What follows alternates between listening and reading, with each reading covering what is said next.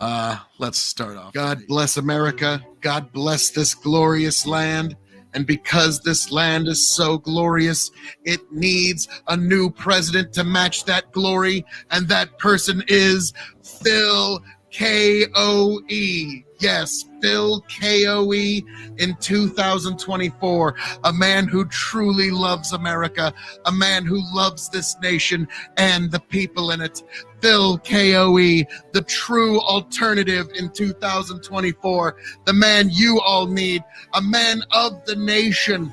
A man of the country. A man of the people. A man of nature.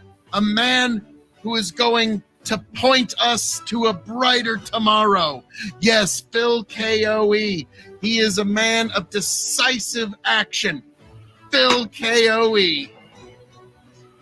And that, ladies and gentlemen, is for America. I'm going to do that for you in Washington, D.C.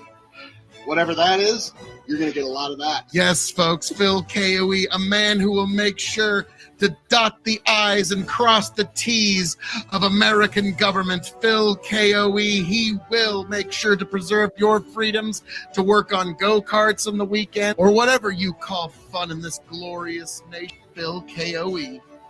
And that, folks, is why I am asking for your vote in 2024, folks, because I, your king of extreme, Phil K.O.E., have officially announced my candidacy for the presidency of the United States of America. Beautiful, beautiful flag. Old Glory is coming with me, folks, and we're going all the way to Washington, D.C. If you're tired of business as usual in D.C., do the right thing. In 2024, vote extreme. Phil K.O.E., the choice for you, the choice for me, the choice for everyone within all sundry. Folks, God bless every last one of you, and we're taking this all the way to Washington, D.C. in 2024. Vote Phil K.O.E. to fix D.C. Yes, folks, it's going to happen. It's going to be beautiful. It's going to be glorious. You're going to join me, the Cabinet of Extreme. Our inauguration party is going to make the Jackson inauguration party look like a debutante ball, folks. It's going to be amazing. Old Glory's coming with me. What else do we need? God bless all of you beautiful people. Travel well, and in 2024, vote Phil K.O.E. Yes, Phil K.O.E. Brainworms, indictments, and dementia not included. That's something the other three candidates can't say now, can they? I mean, honestly, as wild as that is, you're not wrong there. But I have to ask, after watching that promo and like beautiful. Really paying attention, are you bringing back the flag bearer? Well, it's going to be Chicken, obviously. Chicken's just going to be just chilling wherever, holding the flag, just kind of ready to just, do flagging stuff. Because, I mean, we haven't had flag bearers like be a regular thing since what, Old England? Hey, I'm bringing flag sexy back. What can I say? Here at the KOE Nation and this amazing administration of extreme, it's gonna be pretty fucking awesome and pretty fucking nice. Now, before we get into any other festivities tonight, we get into further administration business. Lethe, curious, are you enjoying a libation this evening? I cannot, unfortunately. I miss it, but I quit drinking a few months ago. Okay. Back into December, January. May I ask why? Being in this space, man, I found out I have a personality flaw in which when I am drinking, I will not let go of an argument for nothing, and I will stay up until 6 a.m. having it. No, not you. What? Get the fuck out of here. I don't believe you. I've only encountered that from you like 24 times in the past before. So, okay, that's fair. That actually is like, so you're one of those guys that's like, okay, I won't get political this deep into the bottle. All right, now let me tell you something about this dog and pony show they call American government. Okay, so yeah, you're one of those guys. Get about 6, 7, 8 drinks deep. politics. I just won't let stuff go. It's not even that I'm changing the subject. It's like once I get into a conversation with someone and they are being inconsistent or whatever the case may be, I'm not going to stop until I get some sort of concession or they leave. Oh, yeah, that's, that seems like a recipe for long-term peace in one's life. It definitely is not, and that's why the bottle gets put down. Oh, now when you did drink, what was your drink of choice? It was 99% of the time scotch. Yeah, that's right. You were the peated scotch guy. You liked your whiskey that tasted like an ashtray. Tastes amazing. Let you know you're drinking something. Like this evening, I'm drinking kind of some fire here. Old Elk Single Barrel Straight Wheat Whiskey Store Pick from Wine, Beer, and Spirits 2023, 121 proof, 60.55 alcohol by volume. This is 95% wheat in the mash bill. So it's going to be sweet, but very simple. Like it's not going to be overly complex on the palate. So that's what I'm enjoying this evening. And also, yes, tonight's Big Buckin' Empire, all of your subscriptions will be honored if you really are such a rapscallion ne'er-do-well as to want to make me take a shot of gin. I will honor the subscriptions. If you're paying the subscriber tax, I will honor as much as it fucking hurts. As much as it inside of me, as much as the gin inside of me is actually going to hurt. Bandit, please be nice. Oh no. He's drinking that until the gang arrives and goes, gin. Yeah, that's coming. That's coming. But first I'm going to get at least a sip of this beautiful wheat whiskey. Why must it be gin? Why did you even allow for it to be gin? I don't know. It started like the audience saw that I hated it. And so there was one night, you weren't there for it, but it was beautiful. We doubled the price each time. So the first shot was $5. The next one was 10, 20, 40, 80. And it just kept rolling until we were at $160 for a single shot of gin. And the entire audience was like crowdsourcing it. Like, no, we're making this fucker take a shot of gin. Like, please, no, why? And then Tony, because he's got too big of a heart, he's like, well, we can't be doing this. We're fleecing the audience too much. And I'm like, Tony, what the fuck? And so, never forgave him for that one. In the spirit of P.T. Barnum, keep that rolling. Yeah, exactly. Like Tony just has too big of a heart. Unfortunately, that's the unfortunate reality of it. But Bandit goes, he's had so much gin he doesn't even remember anymore. But yeah, I really don't understand why it's a successful thing or why people drink it. And this one was like Tony's just fuck you to me. This one was gin finished in a bourbon cask. I don't know why it makes blasphemy. It worse. Yeah, it makes it like it's the worst of all worlds. And that's why, like, yeah, every shot of this other that has been forced upon me. I have not wanted to take a single shot of this, and yet here we are. But no, I wish it was something else. And so because of that, I've given Tony a bottle of millet whiskey that he despises, and I've given Chicken 2 bottles of oat whiskey that he despises even more. But once he starts drinking that, he starts, by his own words, starts getting white girl drunk, and yeah, just white girl wasted. Yeah, shit just starts falling out his mouth. So yeah, that's the next day. He's always like, "Oh, did I say anything cancelable?" More or less, no. Like he never likes that answer. Like more or less, no. Like thanks. I Guys. love it. So now on that subject, but slight shift. Like this is what's called an expert segue. We're moving from this recreational consumable to something that has now moved into the area of federally allowed recreational consumables.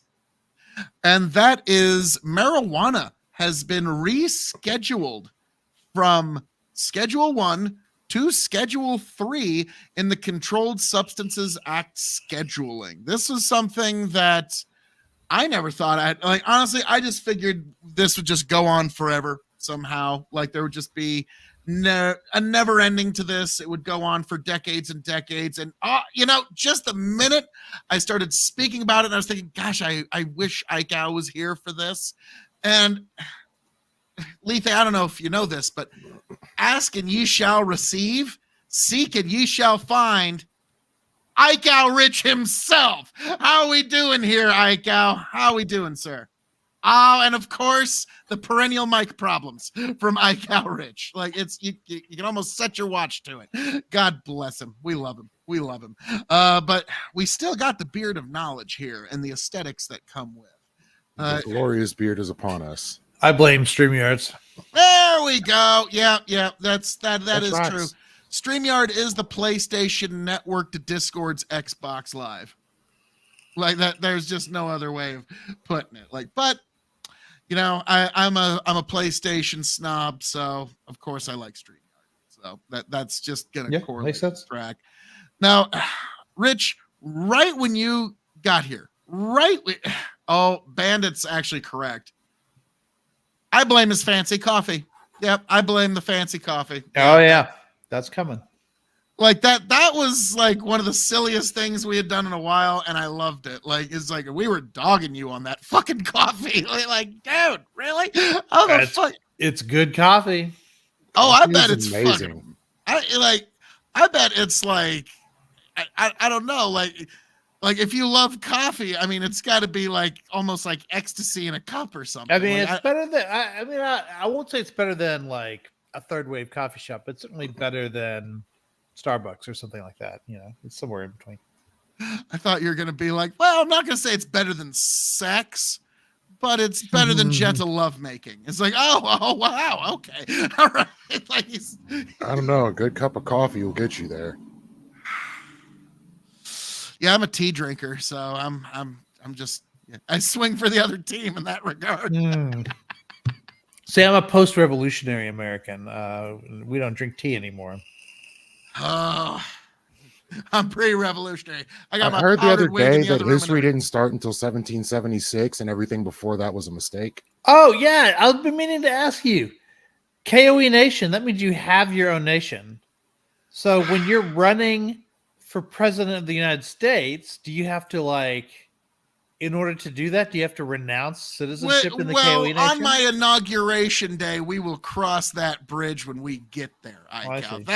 That is how we're going. But an excellent question. It's kind of like that guy who runs Molossia. Have you guys ever heard of that guy? He's in the middle of Nevada. No. He's got this little micronation. He's claimed it as his own little country in Nevada called Molossia, and it's a fucking gas. Okay, like it's the weirdest thing. It's this little micronation, and his entire currency is based on cookie dough. And if you hit this, those Fair little, enough. those little water rockets, if you hit the pedal on one of those rockets, you get a certificate as a Molossian space At least cadet. cookie dough has intrinsic value. Exactly. It's the silliest thing you'll ever see, but it's if that guy were to actually win, he'd probably have to renounce his Molossian leadership, I suppose. But we'll see. We will see on that day. We'll see what happens. Or I'll just Ted pull the Cruz Trump problem, and just be right? like, He had to renounce his Canadian citizenship. oh Let's send him back. Ted Cruz, honestly, I remember in 2016, that was something I was bringing up to the Cruz supporters. Like, guys, you realize that his theme song for his campaign has to be "Born Near the USA." Born near the USA. No, I'm sorry. God bless him. I hope he goes farther in the Senate. I'd love him to be the Senate Majority Leader sometime. It's probably going to be Rand Paul before it ever becomes Ted. But I doubt it could be either one of them. You need somebody who's cooperative, who's able to, look at what's happening in the House now because they don't. When Mitch goes, have the ability. Yeah, it'll be every man for themselves. Mitch was for the Republicans what Pelosi was for the Democrats. Mitch. He was a strategic mastermind. Honestly, I think he still is probably the best candidate for the job, even with his his brain freezing up every once in a while. Yeah. Here's the thing: Republicans, I'll put it this way.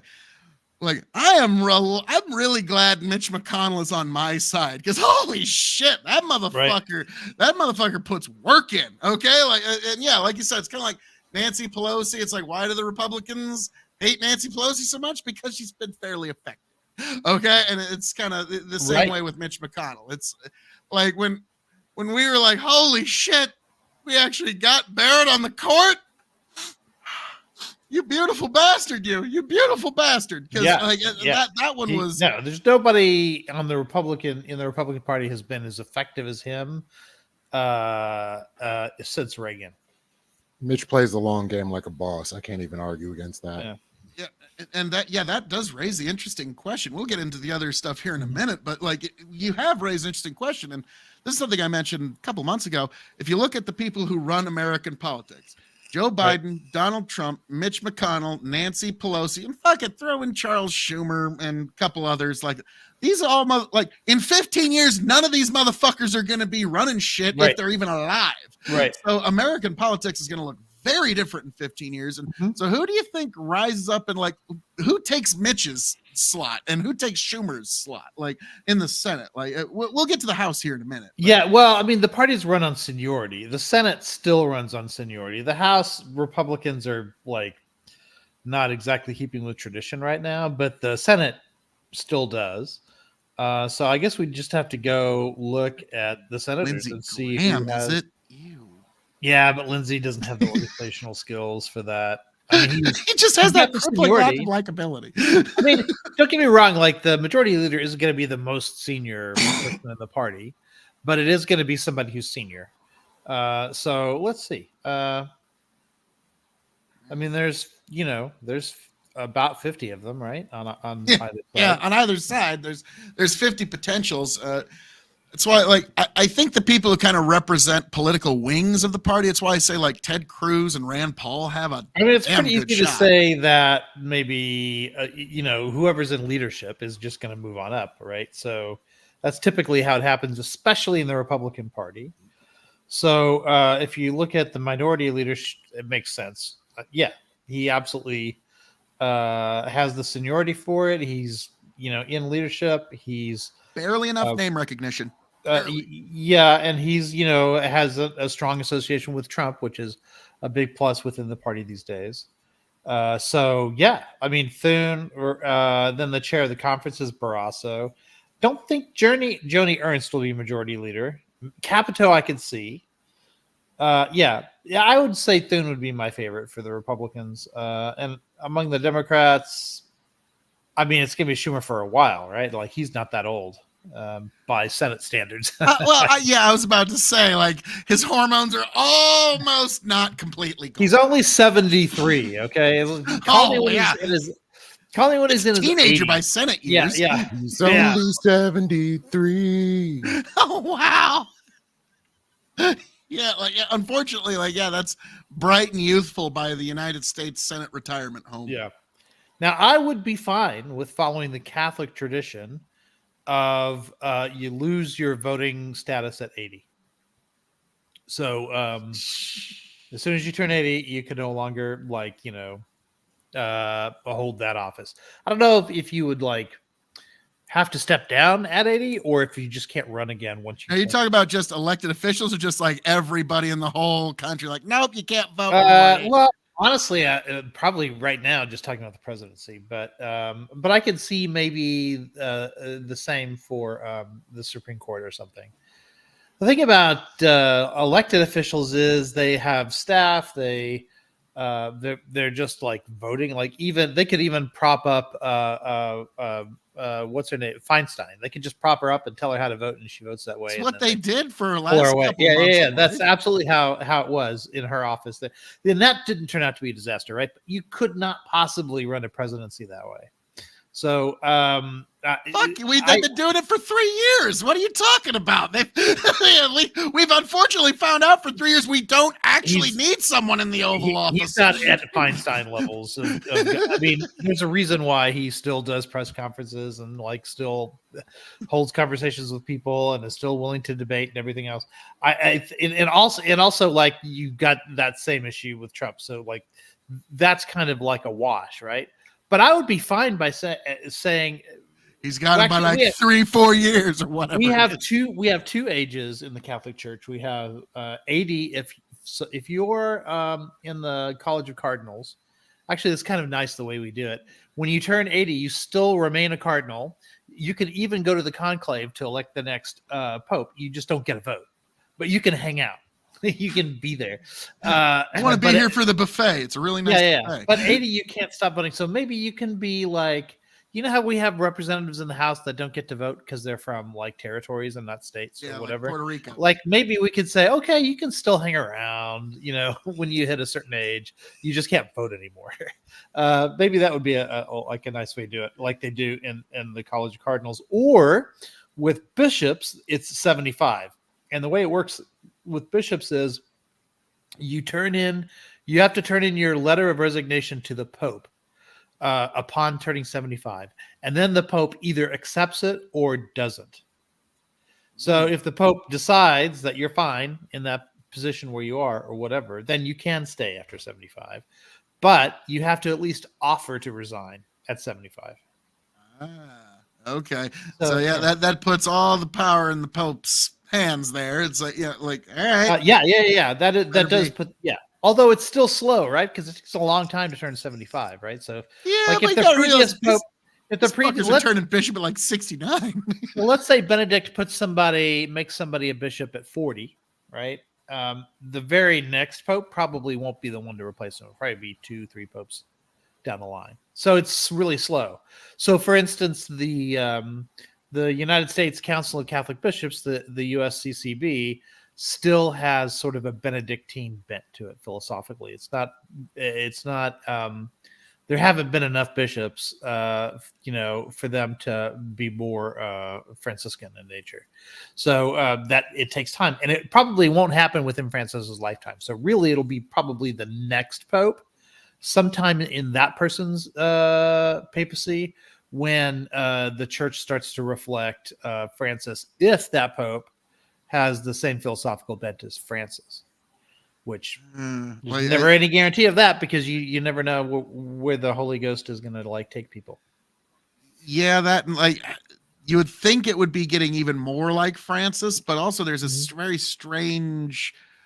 I've not read about this trend about a lot of the Catholic priests in the last 5-10 years that have been getting ascending to the title of priest. Actually, very conservative. The young in pups America, are very, very conservative. In America, the young priests are a greater proportion of them are conservative than in the past, or in the last 30 years, I should say. I wouldn't say it's the majority, but it used to be that was like a fringe thing, and now it's not, because Vatican II. After Vatican II, you had this wave of priests and then bishops who were sort of reform minded and wanted to follow the precepts of Vatican II and make all the cultural changes that needed to be made. Those guys are the ones who are in their 70s now. Those are the ones who are getting really old, and are if they're a bishop by now, they're the ones turning in their letters of resignation or whatever. And honestly, it would be in Francis's best interest to accept those letters of resignation, because then he would get to replace them. So I really don't think there's an advantage to rejecting a letter of resignation, unless you happen to think that a bishop is particularly needed in this hour, that there's something going on there that only he can handle, and he needs another 3-4 years to work it out or something. Then I can see why you wouldn't do it. But for the most part, I would probably accept the resignation of every bishop who turns one in. I was about to say, I don't think Trump would have been like, all right, Nancy, you turned 75. Fuck you. Get the fuck on out of here. There would have been some points where that would have, that's a sword that would definitely cut both ways. Well, you couldn't do that in America anyway, because we have separation of powers here. But it would work in, say, the British Parliament or in the French or any parliamentary system, because the person who runs the country, the prime minister, is part of the parliament. It's the same thing. So even though they have executive powers, but in America, we explicitly separate out the executive power from the other two branches. So I wouldn't. Yeah, we couldn't do that part of it in America. But I do think, yeah, we should have age limits. And that's what stops us from being like I gotta be honest, I love watching like Canada and Britain where they're just like, and I must say the Prime Minister does not know shit from apple butter and he does not wash his socks often enough. Like, it's fucking great. I love it. Yeah. And this is a comment you said when we were watching the State of the Union live. Right. I think, and you said, this is America because this is the beginning of the American House of Commons. Yeah. And it's like, cause like, you lie, fuck you, you suck. And like, we're starting to get hecklers at the State of the Union. And it started off with that guy with Obama going, you lie. Yeah. And there was just this big dead silence of everyone's like, and he didn't get kicked out or nothing. And everyone's like, wait. That was Joe Wilson. But interestingly, Joe Wilson later on said he regretted doing that. Like he, it started something. He wishes he hadn't done that. And I think it's kind of, I think they are starting to fight back on it, because the people that were for that, that wanted to do the yelling and the interruptions and stuff like that, now they're still doing it, but they're not doing it to Biden. They're doing it to their own leadership. Marjorie Taylor Greene especially is taking that tendency and turning it in on her own party.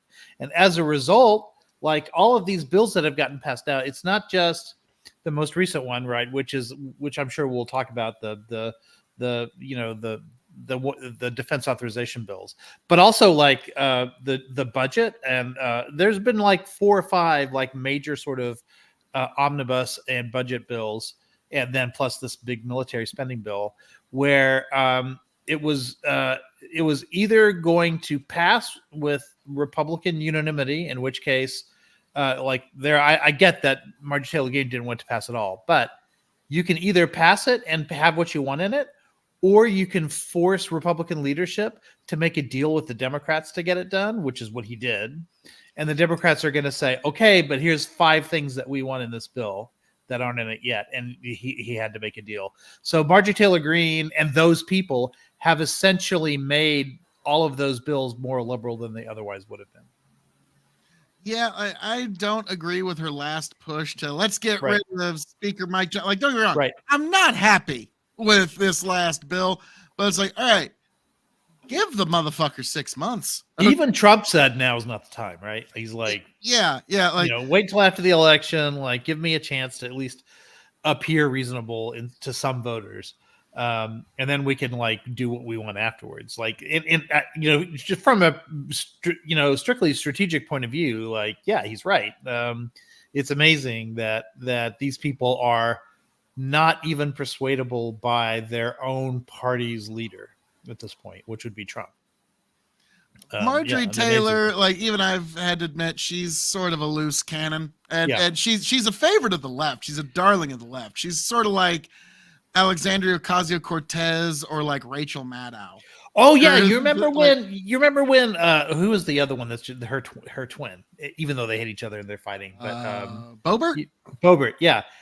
When Boebert almost lost, came this close to losing, a handful of votes. Yeah, weren't that Taylor Greene and Boebert doing catty comments? Yeah. There were a lot of Democrats who were happy about that because they were like, I don't know. I know it's an extra seat for Republicans, but it's probably a net benefit for Democrats for Boebert to have won that race because it makes them look like morons. And I don't know that they would say that now because it's a 1 vote margin at this point.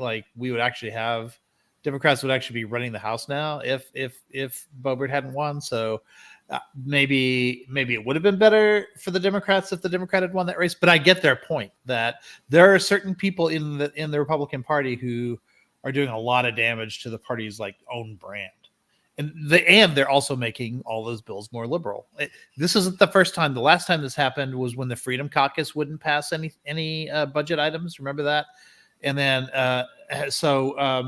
Speaker Ryan had to go to Pelosi to make those deals. And she had 5 or 6 items that she wanted added to all of those deals in order to make it happen. So again, at that time, it was the Tea Party and the Freedom Caucus that made the bills more liberal. I from a strategic point of view, I never understood why they keep doing this, but they keep doing it. It's the Marjorie Taylor Greene factor, unfortunately. I don't know how else to like, because don't They get me need wrong. a bigger majority, right? Like if Republicans had like a 15, 20 seat majority, like often happens, it's that or bigger, then they could let, a slice of this. Pelosi was famously good at this. She would the craziest left wing Democrats. Pelosi would release them on certain votes. They would say, "Okay, we can afford to lose 5 votes on this vote, and it will still pass. So you 5, you're allowed to vote no. The rest of you, motherfuckers, better vote yes." And she got them to do it. She maintained party discipline like a motherfucker, like McConnell can. She was can. Yeah, she was effective. I'll give her that. Now, Yeah. yeah, in the House, here's the thing that I say for the election coming up. Again, just taking the kind of temperature, like now, again, a lot of things can change from now until election day. It's like, so folks watching this in the future, we did not account for the thing. Yeah, the thing that happened between now and then. This is the least predictable election in a while, I think. Yeah, I was gonna say, like High the uncertainty presidential, it's the temperature's feeling a little Trumpy, but that can shift. The Senate, I'm predicting, is gonna flip Republican by a slim margin, and the House, who the fuck knows? No, but like if you think you got a handle on the House, that one's a coin flip. I think the House is going Dem, and I think the Senate's going Republican. Very well could be. That's been my prediction for over a year now. It's the White House that I have no prediction for. Like I have no idea what's going to happen. That one's going to be a nail biter. Like the polls are going to say one way or the other pretty strongly until about 3 or 4 days before the election. Then it comes right down to the margin of error, like it always does every fucking time. It has been lately. Yeah. Unfortunately, all right, Bandit, he did do it. I got to take a shot of gin. So I'm going to take solo screen here for one moment. No, okay. Bandit, good rapscallion, ne'er-do well. Luckily, there's no one here to make me take a double. That's a subscriber. Fighting, stealing, and drinking. If you're gonna fight, may it be for a friend. If you're gonna steal, may it be a lover's heart. And if you're gonna drink, by God, I hope it's with me.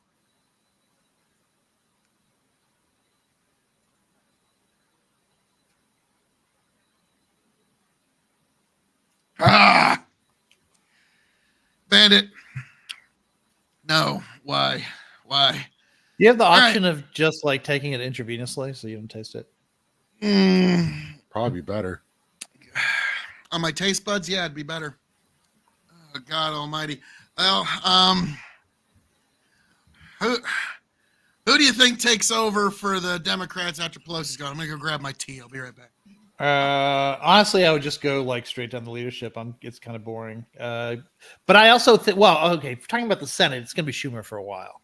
Yeah. I don't see Schumer going anywhere. And same thing for the House, right? We've got a young House minority leader right now. I think the Democratic leadership is sort of set. Now, who would be the next presidential candidate? Like, obviously that person will become the leader of the party. Right now, I would say Schumer is the leader of the party. Think he's going to be a presidential candidate? No. You were asking about leadership. I assumed you meant like Senate and House leadership. Okay, I don't think that changes on the Democratic side. I think it does change on the Republican side. Obviously, there's going to have to be a new. It's going to be Thune, right? And on the House side, it's going to be musical chairs for a while still. At least this year, it's going to be. I thought that's what you were asking. Give it to AOC. No, she's too young still. Although, she's been showing some leadership chops. If we are going to have somebody on the left in leadership, it's going to be AOC because she's able to eventually cross over to the moderates and have those conversations, which no one else on the left can do. Like everyone, at least if we're talking about that little, what is it? The cheer squad. What do they think of the squad?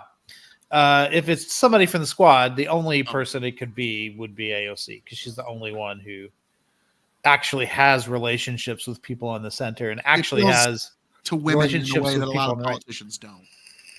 Yeah, but I still don't think. When's the last time someone on the left has been in leadership? Like in either the Senate or the House? No. Pelosi is very much a moderate and a deal maker, and makes deals with Republicans all the time.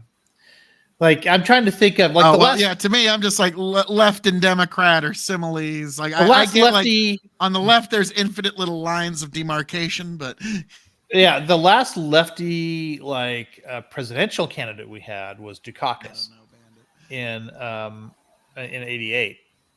And ever since then, it's been. What about Bernie Sanders? Mainstreamers. Yeah.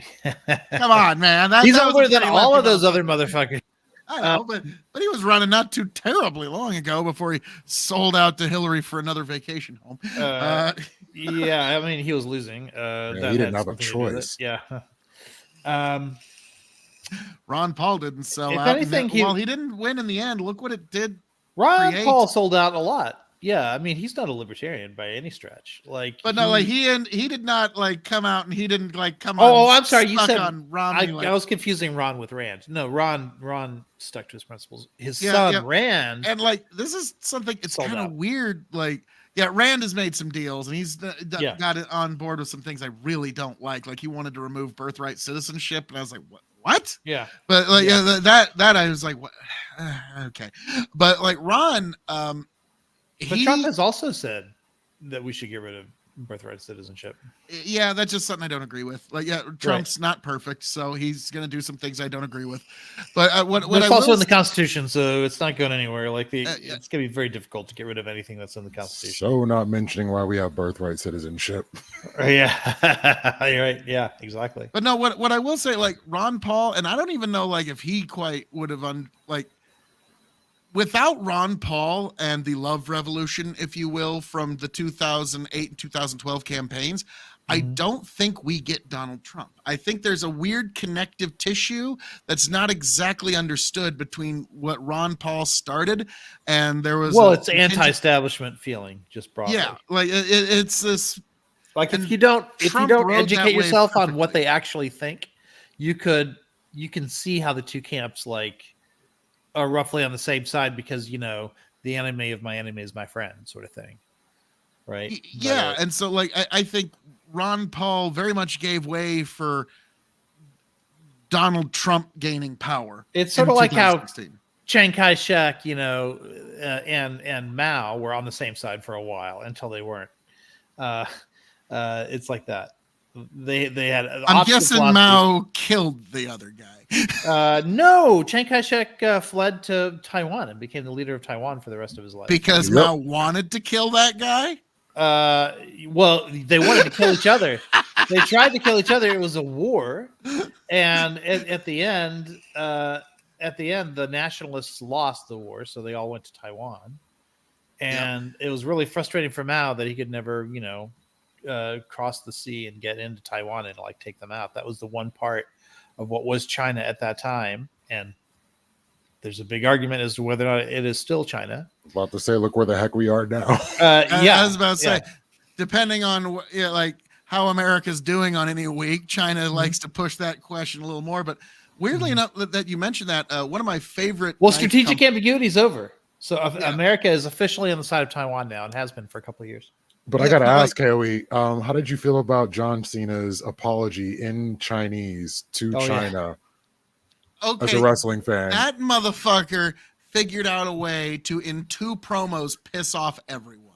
The entire world was pissed off at, because first, this motherfucker took the time to learn Chinese. Okay, he took the time to learn Mandarin fucking Chinese. Okay, but because he said in the country of Taiwan, everybody shits a chicken, and then he gives this heartfelt apology in Chinese, and then everybody else is like, well, fuck you, apologizing to the Chinese John Cena. And so he managed to piss off everyone with 2 promos. John Cena, his whole career, said he's never turning heel. Bullshit. He did it with the Chinese and then the whole world. So that one was when I realized, oh wow, the entertainment industry is literally going to bow to the Chinese now because they don't really have a choice. The entertainment industry has no fucking choice. They do have a choice, but you are making an economic sacrifice if China chooses not to show your movies in their country. A lot of people think that map in Barbie was intentional. I You know don't about that remember. thing? There's a world map in Barbie Land or whatever, and if you look, it's got the the 7 dotted line or whatever it is, the 9 dotted line. There's a line that if it's there, it implies that China owns the South China Sea. And if that line is not there, or if I can't remember exactly what it symbolizes, but it was on the map. And so a lot of people think that the reason it was on the map was so that because they wanted Barbie to air in China. Oh, I could definitely see that. I could certainly. Yeah. I mean, there's no proof of it either way, but I mean, I wouldn't be shocked. No, well, here's the thing. I've seen the Barbie movie with my daughter, and I actually liked it. It was actually very fun. Yeah, yeah. And every shot has multiple Easter eggs in it that was very well planned. So there's not a single image that appeared on screen there that was not meticulously planned. So if there is even a chance that it's sort of like a little to China or a I bow to you China thing, then it's 100%. That's what it is. So, but yeah, that movie, we'll get into that in a little bit. But when you mentioned Taiwan, something that I noted, my favorite knife company is Cold Steel. I carry a Cold Steel Spartan every day, and they use basically really high grade steels, and it's out of Taiwan. And the former owner, Lynn Thompson, basically took like a fuck China business policy where he will not have any of his knives made in China, and so they were all made in Taiwan. And so those were the blade I carry every day is a Taiwanese blade, and it's because there's this deep fuck China idea in certain areas of the business world. Now I just like it because these things are like a fucking frustrated tank engineer things, but it's kind of fascinating that you bring up like, well, yeah, Taiwan's were the nationalists, and and then Lynn Thompson, his martial arts master was somebody that was apparently associated with the Chinese nationalists, and so now it all kind of I'll put a screenshot. Together. I put a screenshot in side chat in StreamYard so you can see. And I think it's called the 9- line. For whatever reason, that is if you look at that's of course a very cartoony Asia, but that little line there happens to have 9 dashes in it, and the 9 dashes would be an indication that that they're territorial claims. Basically, well, anyway, what ended up happening because of that is Vietnam refused to show Barbie in their country. Oh yeah, trust me, that's not accidental. But there's not a single. I don't deny it. I just don't know enough about their internal workings to know if it was accidental or not. But I mean, I would not be shocked. But the thing is, that line appears in other parts of the map, as you can see. So it does kind of look thematic. But the fact that there's 9 dashes in it, that would be one heck of a coincidence. Some plausible deniability, if you will. Yeah. Gives them plausible deniability, but also the Chinese would be like, ha! Fuck all y'all. That's our ocean. Yeah. That's. I mean, I'm sure China was happy about it either way. Yeah. Yeah. And so that's an unfortunate reality is China. I'll never forget that this is just. Is there going to be a Barbie sequel? You would think with the money that fucker made, I would be shocked if they didn't. I'll never forget. It was like a happening for little girls. My daughter was so happy I was going to go see the Barbie movie. And I actually laughed my ass off. It was actually pretty fucking funny. If you haven't seen it, I still haven't seen it, but I mean to. There was we did a little fun summer debate in debate summer camp last year, and one of our big topics for fun debate day was Barbenheimer. Barbenheimer, yeah. Yeah. Strangely enough, my daughter didn't want to go see Oppenheimer. And Barbie won. Oddly. I know, strangely, even me, I'd have been like, okay, kiddo, the one reason to go see Oppenheimer is because they filmed a real nuclear explosion. You want to go spend 3 hours to see 10 seconds? Yeah. No. You want to go see the Barbie movie that you've wanted to see your whole life since before you even knew it was in production? Yeah. So that was a no-brainer. That was a good time, but yeah, Barbenheimer. Yeah. No, it was smart marketing to put those two films together for sure. Now, like, this is sort of an aside, and we'll get back to DEA here in just a second. But since we talked, like, I'll never forget, like, China's been a big player in all international markets because of their huge population. Now they just lost that not too long ago. They just lost their world's biggest population thing. Yeah, just a month or two ago. Yeah, but at this point, like, sure, they don't have the biggest population, but they have a much more robust middle class in India. So it's still a good market. And they have a handle on the tech sector in a lot of ways. Like, exactly. I'll never forget. God, it's probably about 10 years ago. I went to an ag conference where it's just farmers getting together to listen to what's the projections of the next year. And normally the guy that comes is one of those lecturers that would wow you with ooh and ah. The guy that was there that year, though, he was just a China watcher. All he did was just tell you what China's going to do, and whatever China does, just what I'm going to do. And he was just a China watcher. And it just kind of irked me. It's like, okay, great. Now the fucking ag sector and every other fucking sector now has a chunk of it that are just fucking China watchers. Great. Fucking great. Now, granted, we kind of did it to ourselves. Like the corn board went around the world and showed the world how to farm corn. Thanks. That was real nice. Yeah, that was a fucking brilliant idea. What's your opinion on Monsanto? They have attained the reputation they have earned. Okay. That tells me what I need to know. Yeah. Yep. That they they've actually changed their name to Genuity now. Oh yeah. So that's but I've my family's worked with them in the past.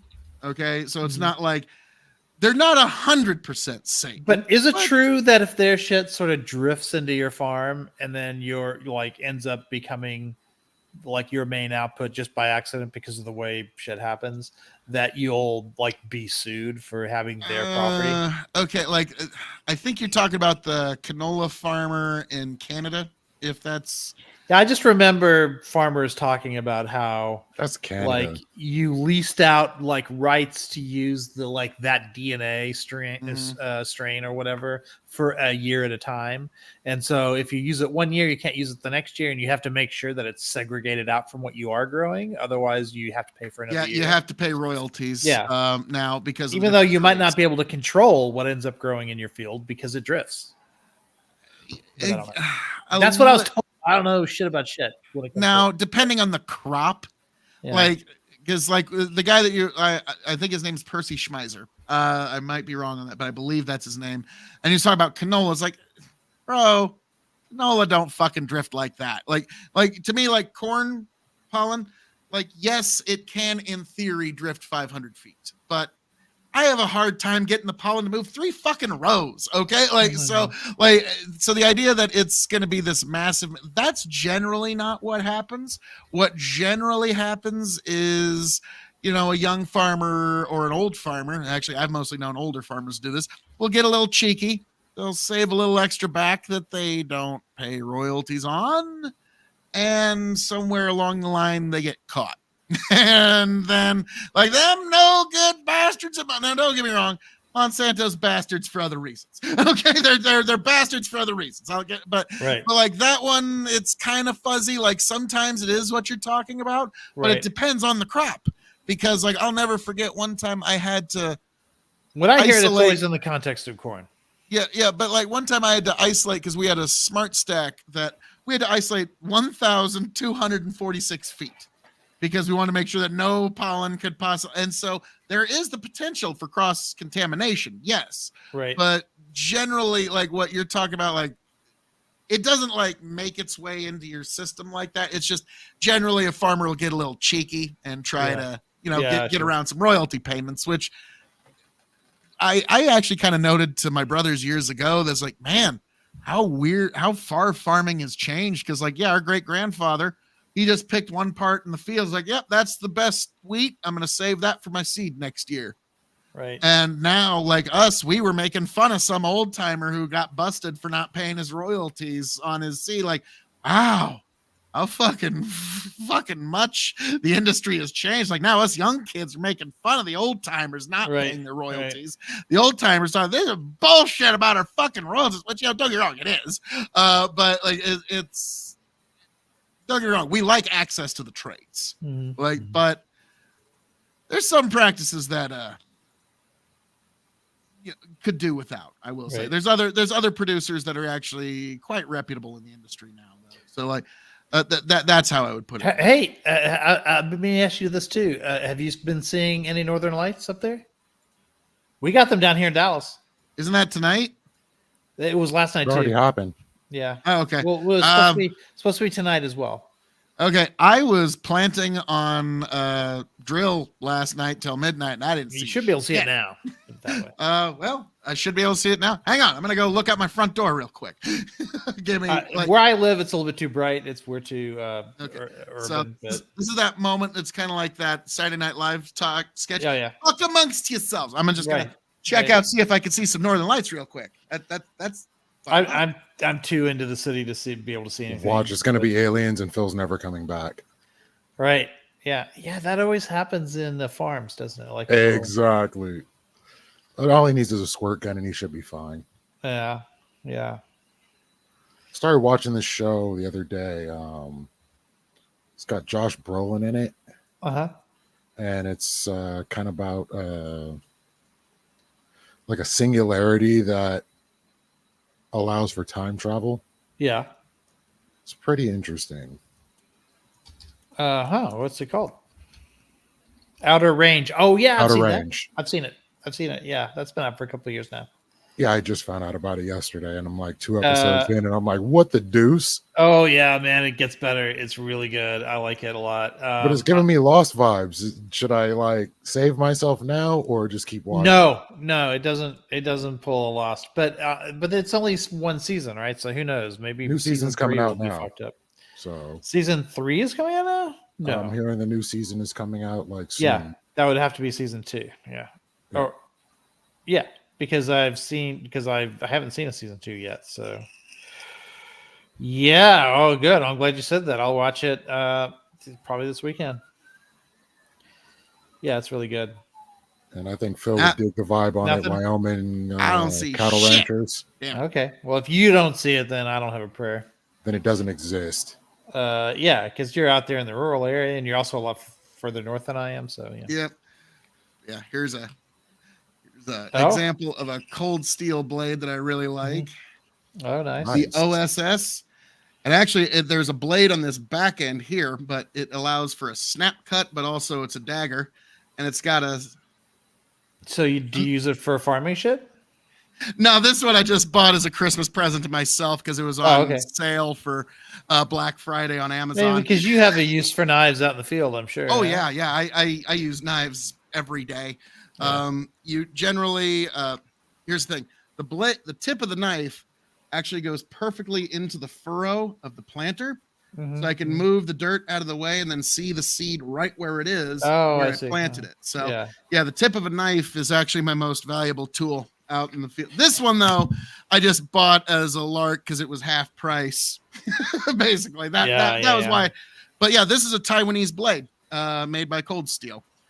This is OS 8A steel, which is actually a pretty nice steel, and so that's kind of their thing is they use high-end steels for actually cheap prices. Nice.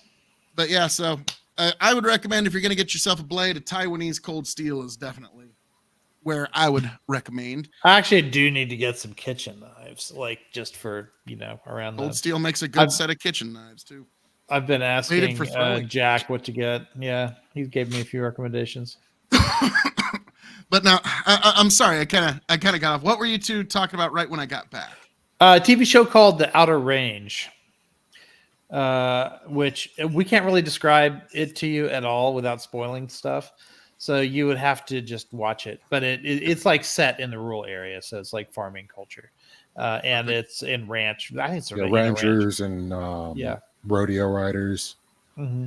Yeah, like I used to tell my buddies, it's like, so what do you think of that show Yellowstone? It's like watching work. I don't really, I don't really like. No, it reminds me of Dallas.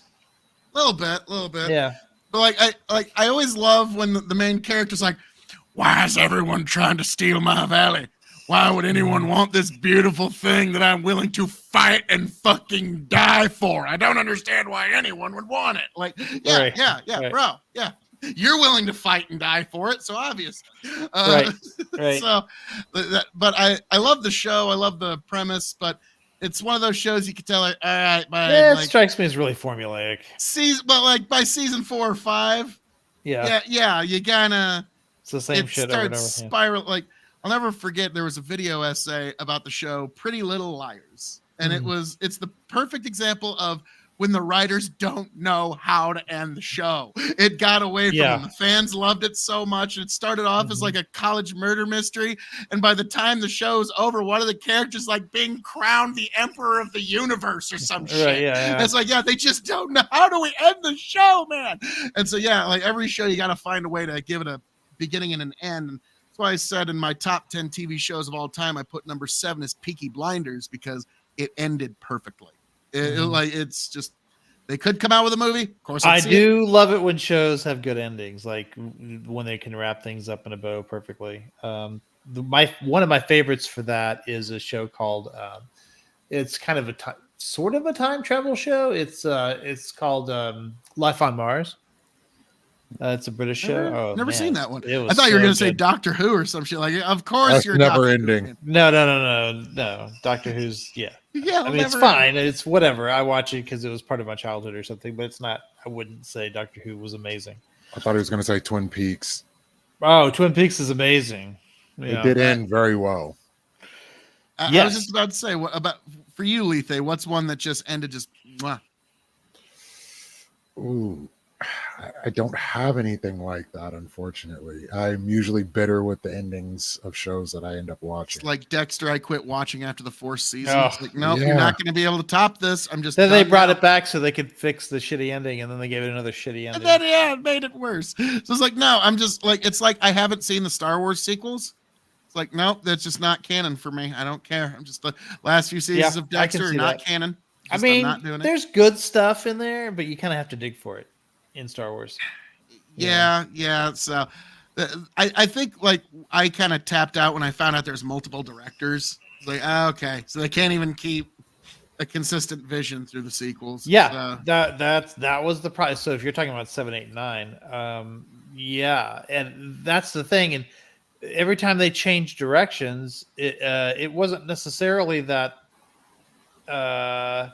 that any given director had all that bad of a vision. It's just that none of them could consistently keep. I mean, it seems so obvious to me that you would have to keep the same vision for 3 movies to keep it. But no, it was amazing. They Hollywooded all over that thing. Like they just And then in number 9, they just went for the just give the fans everything they want kind of thing, which is also shitty because there's like it's obviously lazy. It's, there's no thought behind it. And also you've seen it before. So, 9 was like just horrible for that reason. Well, I remember 8 was bad. 7 was bad. Chris Gore, who is a film critic, he said this, and like, I haven't seen the movies, but he had this one criticism that's like, wow, that is like the fact that we had all these people lined up and there was no point where we had Han, Luke, and Leia standing together on the bridge of the Millennium Falcon. That is studio malpractice. Okay, you had all of that there, and you didn't even just have that scene where you let the audience just indulge in it. Like that would have been all the fan service you needed. Was just Han looking like, they did that with this work? They did that with Picard. Like when Patrick Stewart came back, he said, "Okay, but I don't want it to just be." Next Generation Part 2 or whatever. So they did all this stuff to make it very not like Next Generation. And I liked the first 2 seasons of Picard just fine. Like I liked it better than a lot of other people who hated it. But when they finally gave in and said, fuck it, we're going to give the fans what they want. Man, season 3 was so perfect. It was so fantastic. It really was like they just finally gave us everything we wanted. And if you're nostalgic for the show, then you enjoyed the hell out of that. And I understand that it's easy and whatever, but I think the fact that they didn't give it to us for so long and made it all the much sweeter when it finally happened. Oh wait, Breaking Bad actually had a really good ending. Breaking Bad. I wasn't that was unhappy my with that. one complaint about Breaking Bad was the ending. Really, I thought Better Call Saul's ending was perfect. also good. Yeah, but I didn't want any consolation for Walt. I wanted him to die knowing that he failed his family and that everything he did, like none of it, that it all came to naught. That's what I wanted. Well, like ultimately, he just didn't matter, and they all went on without him. So no, he died. He had that. He concocted that scheme to get all that money to his family, without them knowing it was him. So he knew that his family would be taken care of, and he got to save Jesse. And so he died, at least in his own mind, redeemed. And I don't think he earned his redemption. I think the amount of harm he inflicted on the world was too profound to even allow for that. He needed to die damned, not redeemed. That did not happen, and I guess that's the Catholic in me that didn't like that. I feel like ultimately he just fixed what he already broke in the first place. His family should have had money. Yeah, I was about to say he fucked up a lot of shit, but now I'll say this controversial opinion here. Yeah. When it comes to Breaking Bad, I think the scene where his wife goes, "I have to hear you one more time say you did all this for the family." And he goes, "No. That was perfect. I did it because I liked it." Yeah. That would have actually, to me, would have been the perfect spot to end the show. Yeah. Where Heisenberg that would have been a great ending. Yeah. And I love that moment. And don't get me wrong, it's an amazing show, and the ending didn't ruin it for me. I love Breaking Bad. Maybe the best show ever made, in fact. But I found that ending to be dissatisfying. I'll give you that. It's the reason I think Picard worked so well is also the same reason why Dune 2 is working so well. Yeah. Because the writers, and this is a strange thing, and I think Hollywood should take note, the writers don't hate the source material nor the fans of it. Right. And so once you do that, you'd be shocked how much the people love it when you don't hate the source material. And unfortunately, I've watched Hollywood trip over their own dick too many times on that one. Yeah, where it's made $1 billion, and it still has a third movie to come. Oh yeah, I went to go see it with my daughter in IMAX. I think last weekend, or maybe the weekend before. I forget which one, but how'd she like it? She actually did like it. Now, she was on Zendaya's side the whole time. She's on Chani's side the whole time. So she's like, "You go, girly. You don't fucking need him." And I'm like, "Really? This guy owns the whole planet, and she can do better. How does she do better? I don't know how you do any better than the guy who's the emperor of the universe. But you go, girl. You go." But yeah, that I thought was pretty. But she enjoyed the movie, and have you guys seen it? I have not. I haven't seen either one of them yet, actually. Oh God, yeah. You need. I'm waiting for all three to be out. Just go watch them. Do yourself a favor and watch the first two. The second one's going to be streaming here any day now. So just trust me. Do yourself a favor. It's good. It's just a good. It's probably worth going to IMAX for, honestly. Oh yeah, the kind of movie that. Yeah. Well, there was one scene where it's shot in infrared. And in the fiction, Gede Prime is under a black star. And so everything is under this really weird, bright white light. And it just makes the scenes on Gede Prime really weird. And so I wanted to see that in IMAX. And it was really worth the juice was worth the squeeze in that regard. Visually, it's much better than the original. Oh, okay. All right. The 1984 Dune. I'm gonna go sit. I gotta tell you this. I'm sorry, I loved it. I loved it as well. Even though he himself, the director hated it. Yeah, he hated it because he didn't get to do what he wanted with it. But I liked it even so. I had a Ricky Bobby moment because of the original Dune movie, because I grew up watching this movie with my dad. Okay, I was sitting on the couch watching this with my dad. The weird, freaky, baby whale scene in the giant tank, and the whole thing. Yeah. Okay, and I love that. Yeah. I'll never forget it. And then, years later, I'm like, "Hey, Dad, they're remaking Dune." He's like, "What? Yeah. You remember Dune? That movie we watched when I was a little kid? We watched it together, and we both." It's like, "Oh yeah." I kind of vaguely remember watching that movie once. You must have been in the room with me when we watched it. And I did the Ricky Bobby. I based my whole life on that. Yeah. I went 30 years carrying that misinformation in my brain, thinking you're a huge fan of Dune. What the fuck? And so, but no, I enjoyed the shit out of it, though. Right. I had that moment, but for me, it was Predator. Oh, balls. So you thought, like, wait, I thought you loved the Predator. No, I just watched it once. You must have been in the room with me. Pretty much. Oh, balls. I was just the perfect age to where I got to see, like, my dad took me to see Star Wars, like the original Star Wars in 1977. Like, we were in the line that went around the block and all that stuff, you know? So, like, that's kind of a mythical thing in my mind, like going to see Star Wars. Remember, it was like, it's 1984. You're buying tickets to see Dune and Ghostbusters. It's 2021. You're buying tickets to see Dune and Ghostbusters. It's 2024. You're buying tickets to see Dune and Ghostbusters. What the fuck? Okay, like, so yeah, they're apparently Hollywood moves in cycles. Yeah, although Dune was amazing. I haven't seen, I mean, just by all accounts, Dune was amazing. And I haven't seen Ghostbusters. So was Ghostbusters. Ghostbusters was amazing. The new ones? The one that had like the original cast show up. Yeah. We don't talk about that other one. Oh, yeah, we don't talk about Bruno. I have not seen either of the new sequels. Ooh. I haven't seen the new one, but on Lethe's recommendation, it's on the short list now. But the first one, that first sequel, that was just the kids, right? Like, you didn't really see a lot of the adults in that one, right? There was the a first kids sequel one, was there was a chick the one. Saturday Night Live one with all the women playing the Ghostbusters. No. I mean the sequel with the kids on the farm. Yeah, that one had all the original people come back. I thought they were like just cameos though. Even Harold Harold bigger Ramis. roles than that? Yes and no. Okay. I mean, it was just mostly a connection to what originally happened. Right. But it had Bill Murray. Oh yeah. Okay, then that's all. Like, it's like Zombieland. There's 6 people after the world. One of them's Bill fucking Murray. Like, yeah. Did everybody come back? I thought everyone came back. Dan Aykroyd came back. There was a big like drama over. Ernie Hudson came back. He didn't want to come back, but I can't remember who. It was Ernie Hudson. He said he didn't get enough money in the original stuff, but he came back for this one. Oh, okay. I was about to say, I'm sure they're making up for it. I'm sure they are. Yeah. And his character got fleshed out beautifully.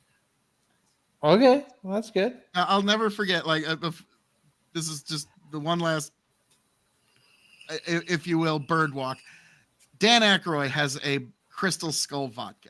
Okay, I've got a bottle of it that I'll probably never open because it was one that my brother and I were going to review, and now he's passed, and so I'll probably never open it. But I'll never forget one time we watched an advertisement for his Crystal Skull vodka. It's a 9-minute YouTube video. It's off its rocker. For 4 minutes and 30 seconds, he does not mention vodka.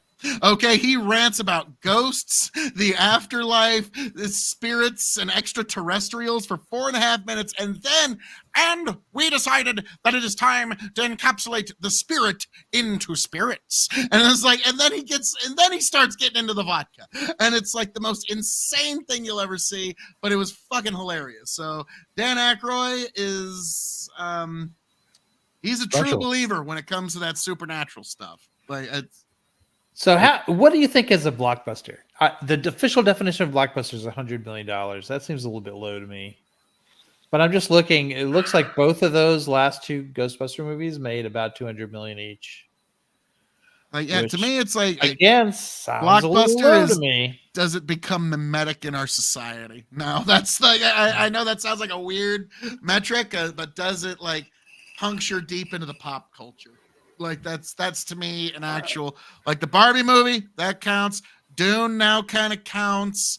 Fast and Furious movies too. Like, I know I don't fucking like them, but every fucking gearhead you've ever known in your whole fucking life loves every fucking Fast and Furious movie. Okay, like I don't get it either. I have never seen one. Neither have I. My girlfriend loves every single one of them, and she looked at me like, "You've never seen Fast and Furious?" Like, oh no, do I have to watch them? No. Yeah, I'm sure you do. Yeah. Let's see. Oh, Dan Aykroyd and Bill Murray is a case study in the long-term effects of cocaine. Now, Not wrong. to be fair, the motherfuckers are still standing, and I guarantee you, those two had access to better cocaine than anyone you've ever even met in your life. Like, yeah, those guys were Hollywood actors during the Bill 70s Murray is and also 80s. a strange kind of like genius. Like he's just been in like his stuff is like really sort of unpredictable in the directions that they'll go. And he picks a lot of he makes a lot of artistic choices. I love what he says to random people when he runs into them. He just goes, "No one will ever believe you." Right. It's like, I ran into Bill Murray. No one will believe you. It's like saying you ran into Bigfoot. No one believes. Right. Like and that also is why I carry a rifle in my truck, because I'm on gravel roads so much that I'm gonna see some sort of Bigfoot or chupacabra or some crazy shit, and y'all are gonna be like, Right. "Sure you did, Phil. Sure." And I'm like, "No, fuck you. I shot it through the back of my truck, drove down to the sheriff's department, said, take pictures." Like I'm not gonna be the one dumb redneck going, I saw it. No, really, I saw it. Where y'all going? No, I saw it. So no, if I see anything crazy like that, trust me, I'm gonna have So- a belt to match. All of the Ghostbusters movies have been flops, right? Like obviously except for the first two, or back in the 80s, but Afterlife only made 200 million. That can't be considered a good result. It should have done better, but yeah, after that movie they put out before, people were already like, "No, we're not dealing with this Ghostbusters nonsense." Yeah, and yet they still keep funding them. Bill's gonna kill the last book. All right, before we get to the DA question, one last. Yeah. Is Bigfoot real? I don't want to tell my story. Okay, Iko, you go first, and then I want to hear. Oh no, mine's a one answer. I mean, obviously not. Okay, all right, Lethe, let's hear the Bigfoot story. So I was up north trimming, and what they call the Green Triangle was like the Reading area, and it was on the morning we're coming back, so it's early morning, and totally sober. Got a good night's sleep the night before because we're going to be driving for a while, and we're going up a road. It's a 2-lane road, and it's the ones that like kind of dip down, dip back up, dip down, dip back up.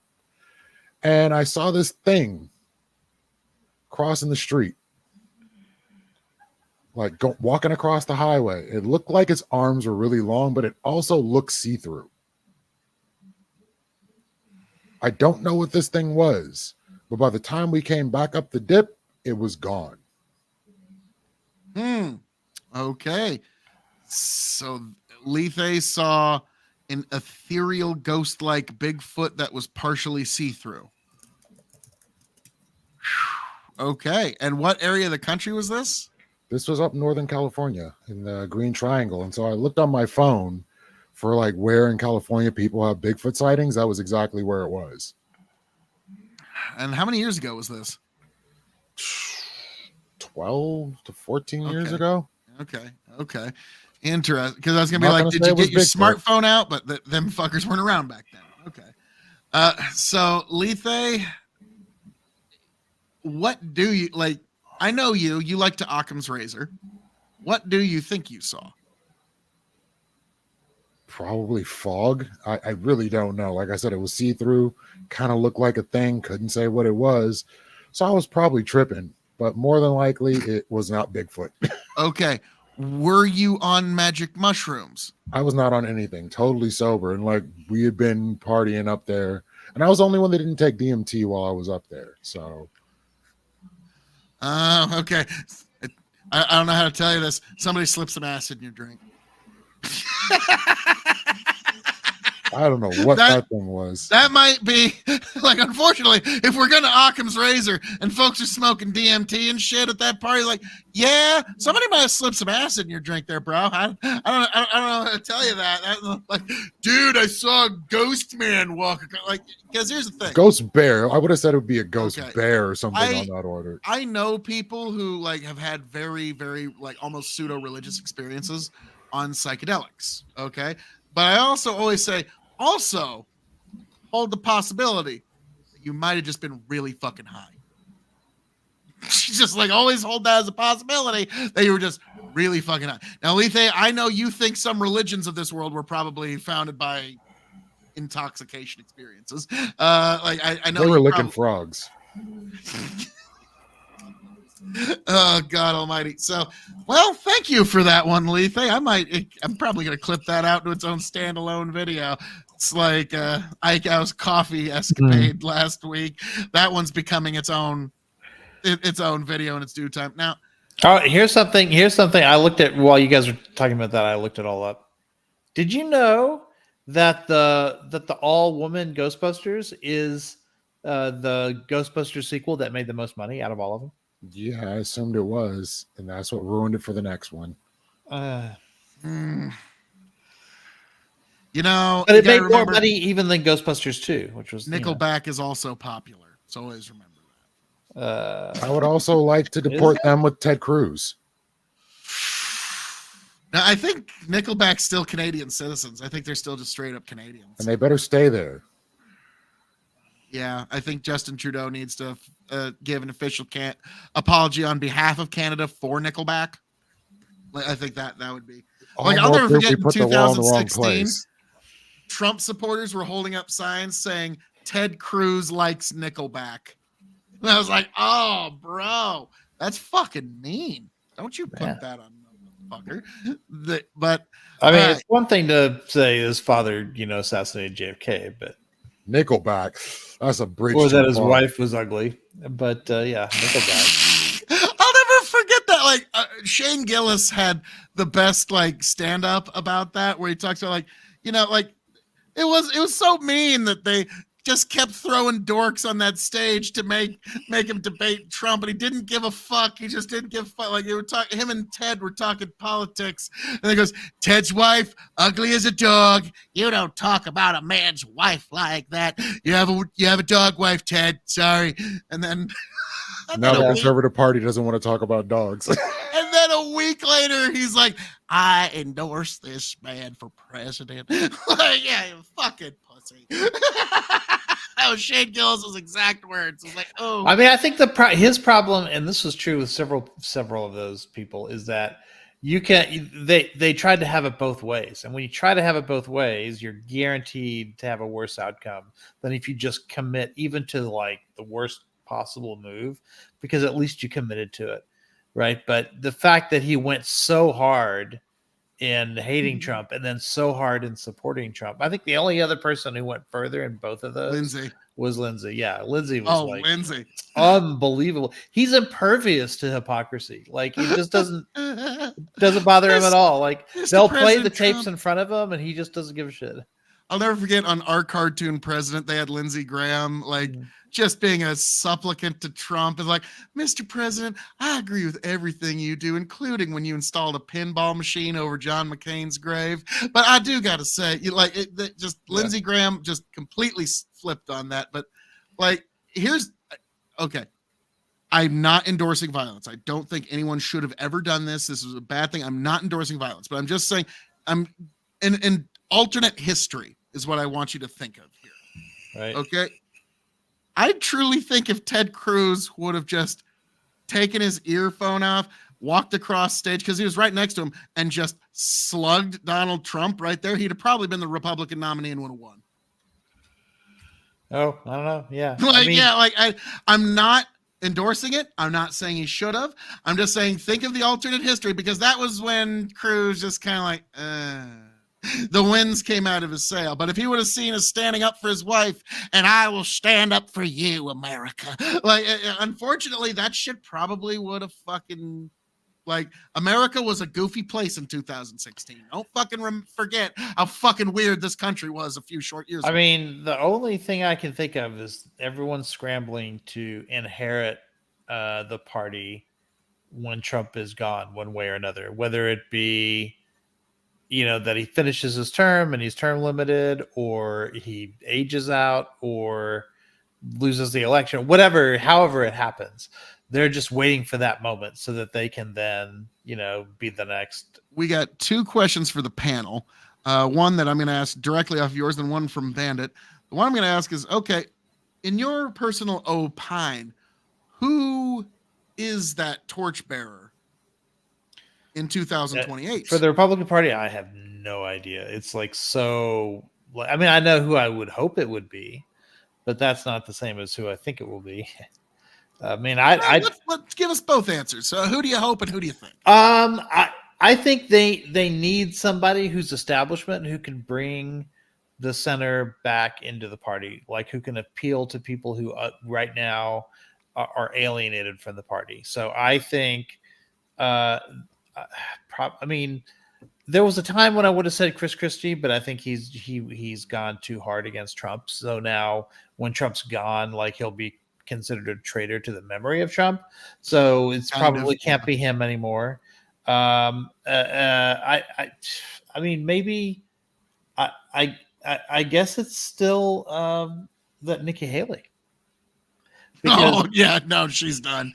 She's done. She tried to oppose Trump in a heavy way, and that Republicans don't forgive and forget. But she didn't cross the line the way some other people did. Like it's got to be somebody who I could see her being a VP candidate, Trump, but also has a centrist appeal. He actually just texted Tim Scott recently that she's not going to be a VP candidate, but he wishes her well. So he's trying to mend that fence. No, not his VP candidate, but in the future, like in 2028 or 2032, I could see her being a VP candidate. Yeah, and I can see Tim Scott. Yeah. Now, here's the reason he's why capable of pivoting. Why I It's don't gotta be someone who's capable of pivoting. Like Donald Trump, like Mike Cernovich said this, like Trump cannot pick Tim Scott as a VP candidate. He has to pick someone that makes him assassination proof. Okay, like we can't like Tim Scott, like, oh my God, the establishment would be like, yay, okay, we have. Oh, so then Kristi Noem. Nobody wants Kristi Noem as president. Even people who liked her. We're back to the dog thing I was just talking about. Yeah, like Tony still thinks that this isn't a big deal. I'm like, dude, it's over for her. Stick a fork in her. She's done. She pissed off one of the few things of bipartisanship in America, and that's the fucking dog, people. Mm-hmm. Yeah. Okay. Like now, here's the thing. White suburban women. I am running on a very different campaign strategy, though. Your dog, America. Your dog at home. Great dog, best dog ever. Your neighbor's dog that won't stop barking, total fucking cunt. Fuck that dog. Okay, like that's that. I think all of America will agree. Like, okay, yeah, that dog, neighbor's dog that shits in my yard, won't stop barking. Yeah, fuck that dog. My dog though is great. What amazes me is that her pivot after this to try and make it better was to criticize Biden for not killing his dog. Yeah, that's. I was just like, wait, what? You know who doesn't kill their dogs though? Joe Biden. Like, lady, did the Democrats give you $1 million check? Like, what the fuck, lady? Like, oh my God. Like, Trump's like, thank fucking Christ, I did not make her the VP. Oh my dear Jesus. Like now. She would have probably thought it was okay because she knows he doesn't like dogs, but he at least like doesn't talk about it. Well, whether he likes him, I'm sure he's not going to go all old Yeller on him. Yeah. Like, shit. Like, now, here's the thing. Like, every farmer, like, they think, like, oh, you know, when it's time to put the dog down, but not, like, when it came to my dogs, when they get, like, I couldn't ever bring myself to do it. You know what I mean? Like, unfortunately, my dad put it this way. All farm dogs die the same way. And that's unfortunately under the tire of something. Yeah. Like every farm dog gets run over. My dad's farm dogs all got ran over. All of my dogs got ran over. Yeah. Every farm dog dies the same way. And so that's why I don't have one, because I kind of have sympathy on the fucking species. Okay. Like, yeah, I mean, I've actually, obviously I don't defend Noam or anything on most of what she was talking about. But one thing I did defend her on was the method of death, because everyone was like, oh, how could you shoot him in the face? I'm like, no, that's the most humane way a dog can die. Yeah, that's immediate like snap of a finger. Gone. Yeah. Like Yeah. and like that's the thing. Like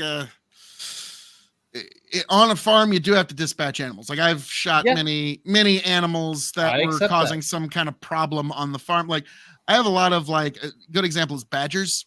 They dig into the ground, and my detasselers or rogers could fall in and break a leg, and so I have to dispatch a badger. Yeah. But like a dog, that's kind of a different issue altogether. But also, did you see recently like the audiobook came out? So now we've got. Tell me she read it herself. Yes, she did read it. Oh my fucking God. Yeah. Oh Lord, that is rich. That like fuck. So yeah, that's going in campaign ads for sure. Yeah. And it's like I said, it's not going to be a rational discourse, and there's no way you can inject rationality to it. Like, doesn't matter. Like my buddy Tony thinks, we can say like, nope, you're trying to kick water uphill, my friend. Like it's just, there's certain things. Now, before we move on, this is just a quick question for Bandit. Question for the panel. Any reboot remade been better than the original? The only one I can think of that comes close is Bad News Bears. I mean, all right, this is a hot take. Dune. Well, I haven't seen Dune, but I buy that this is probably better than the original Dune. Yeah, but what was that? 2 years. Your hot take?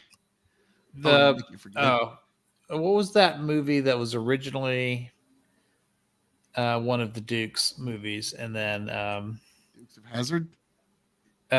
No. What was it? It was remade like in the 21st century for sure. It was about the teenage girl is trying to find like the person who killed her father or something. True Grit. True Grit. I like the sequel. I like the remake of True Grit better than the original, and I thought the original was great. Okay, I thought the sequel's better. I'm gonna prove that I'm a child of the '90s, but the Wild Wild West, starring Will Smith. Okay. Like I'm sorry, guilty pleasure. I fucking love that movie. I saw it in the theater when I was a kid with all my buddies, and so I'm sorry. I know the original TV show, an American classic, blah blah blah blah blah. I saw it Nick at Night all the time, but the fucking Will Smith movie was fucking awesome. Okay, I fucking love that shit. It was fucking great. Okay, well, fair enough. I haven't seen it, so I couldn't say either way. But never seen Wild Wild West with Will Smith. Yeah, it was a terrible movie. It was so bad. Still probably better than the show, but well, I saw the show like back in the day, but I've never seen. I mean, I watch. I won't say I've seen every episode of the show, but I've watched it when it came on when I was a kid. Yeah, sure. I mean, I thought it was cool. Easy it up and just say Planet of the Apes, Casino Royale, The Mummy. Planet of the Apes, I could kind of see. Yeah. Oh no, I'm sorry. That was the most iconic reveal in all cinematic history. You blew it up, you maniacs! Damn you all to hell! Well, I mean, obviously the new one's going to have better production value, but I mean, if you take into account like originality, like the original Planet of the Apes was like it took film like where it had never been before. So I got to give it props for that. I can't give up the Judge Dredd because it was a remake. Well, basically they stole the Raid, and the Raid was better than Dredd. So, okay.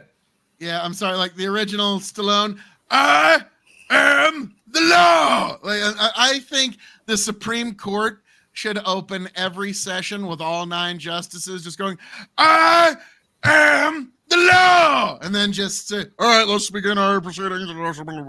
Like I actually think it would just be better. Like it just we would. Well, we do have the Magnificent Seven getting remade, so I don't know. I haven't seen that one yet. Okay, here is a movie that I almost don't want to get remade, but like I would be hopeful. Have you ever seen Seven Samurai? Yeah, isn't that? Yeah, of course. That's what the Magnificent Seven is. Yeah, Magnificent Seven is this remake of or whatever. They did redo Seven Samurai, didn't they? Yeah, that's what the Magnificent Seven is. No, I'm saying they also redid Seven Samurai as well. Oh, I don't know. Yeah, maybe so. I remember first time I saw Seven Samurai, like it was one of those like AMC 2 a.m. shit. You know what I mean? But I stayed up till 5 a.m. to see the end of that, and like the ending almost brought a tear to my eye. It was such a beautifully done. Isn't Scarface a remake? Yeah, it is a remake. Sort So of. there you go. That's got to be better. Kind of like it's sort of like 1930s gangster meets 1970s cocaine culture. That's sort of what Scarface was. Now I'll never forget John Mulaney's joke where it's like, I don't understand why people compare. It's like, I love gangster movies. I love great movies like Godfather and Scarface. That's like saying I like lobster and Skittles, because those things are both food. It's like, no, like one's definitely better. Denzel's Magnificent Seven is great, but yeah, I definitely recommend Seven Samurai. Now, gentlemen, it's taken us a minute, but we're finally here. Okay, taking us like that's why I love having you guys on, because the conversations are always fun. But all right, guys, this is gonna be painful for me to admit, but yes, gentlemen, we have indeed learned that a broken watch is indeed right twice a day. The DEA has reclassified marijuana from Schedule 1 to Schedule 3 within our lifetime. Did you ever think you'd live to see the day, gentlemen? I predicted it to you a year ago. Well, if you're just going to throw facts in my face like so much of a thing, like that I figured, like, if I do recall, it's like, yeah, that would be a good re-election Hail Mary. And it's going to be frank. This isn't going to get him 0 votes. It's going to get him more than 0 votes doing this, because like this is especially if Trump falls for the trap and says that he'll. I would never. Like, yeah, if he does that. That'll be a big deal. He's got to, I don't know what he's going to say, because he can't say he supports it. I don't think he has it in him to say that Biden did the right thing. So he's going to have to just not talk about it. I think probably is his best play. But yeah, or he could say, I'll make it Schedule 4. I don't know what he could do, but yeah. Well, I think like tobacco is one of the few things that isn't on the schedule. Right. Like, so like that would be really like, nope, I'm making it just like tobacco. But I don't think Trump's going to try to outflank him from the I want even more weed side.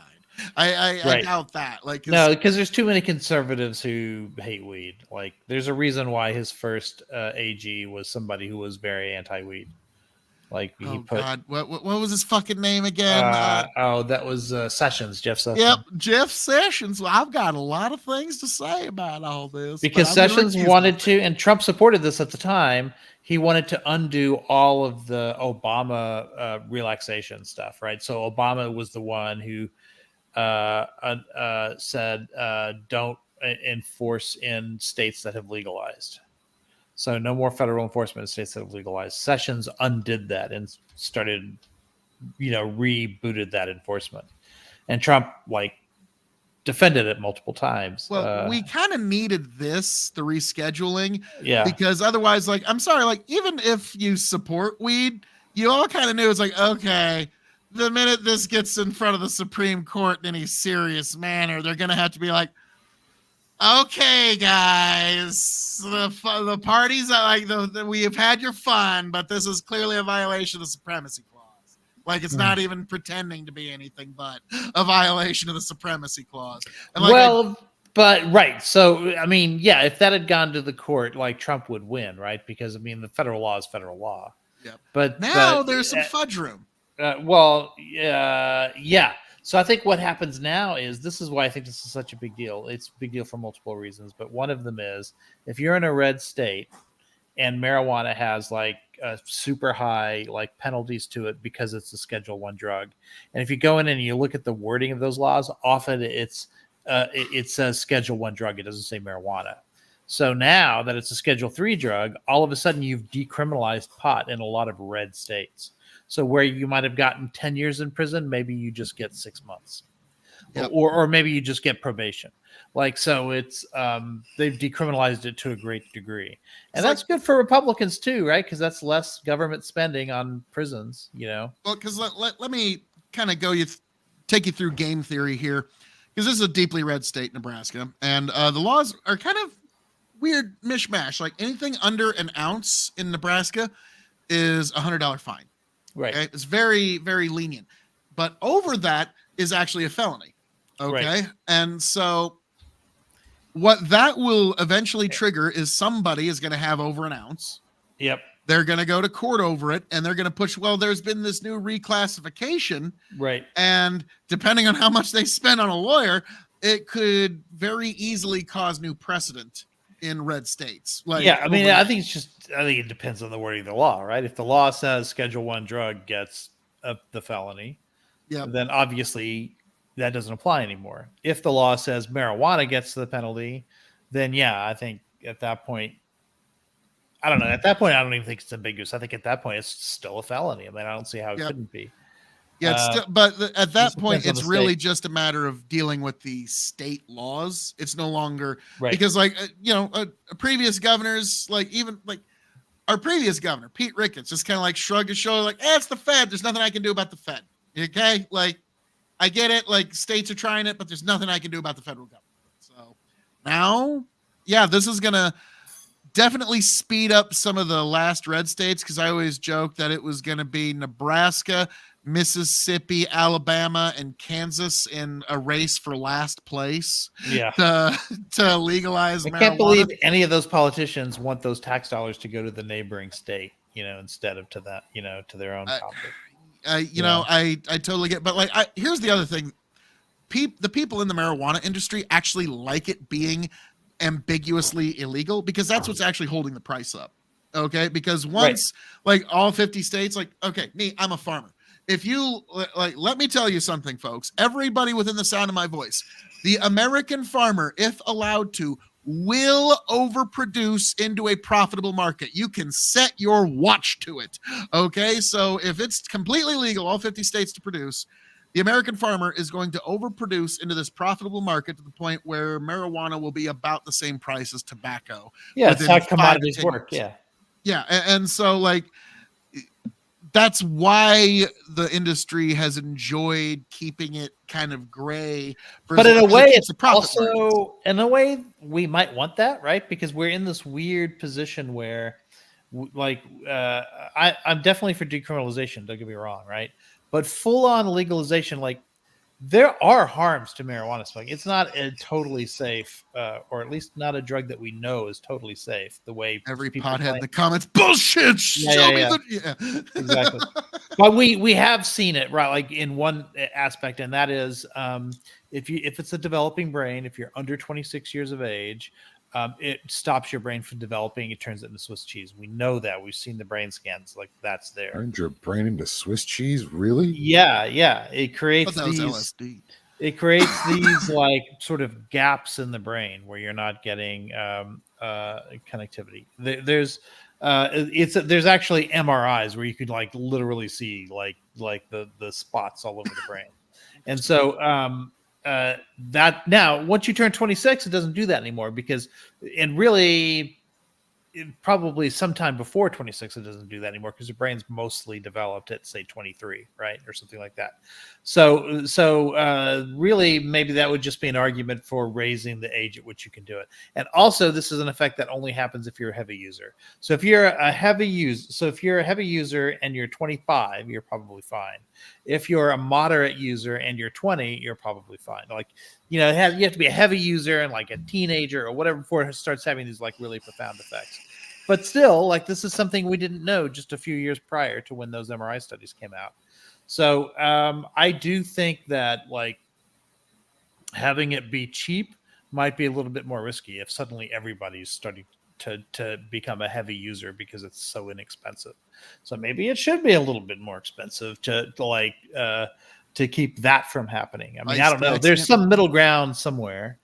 No, I get what you're saying, but like, I think if it just becomes yet another commodity that you buy at the gas station, Right. I think you demystify it a little bit, because let's be frank, what made smoking marijuana sort of the cool thing in the 70s, 80s, 90s, and 2000s was the fact that it was illegal and you were doing something slightly subversive. Okay? Like, let's be frank, marijuana in its effects, some people enjoy it, but it's not that overwhelmingly, like, it's not really something to center your life around. It's not like heroin or something, right? But I think because it was seen as sort of like an act of subversion is one of the reasons it was so cool, especially like lefty counterculture. Like Rush Limbaugh always used to say, well, you can't legalize marijuana because all marijuana does is create chemically induced Democrats. And I love it. Well, we're about to find out. Lethe, the fucking pain in your face when I quoted Rush Limbaugh there was just like, that was so quote. It was thick. that quote.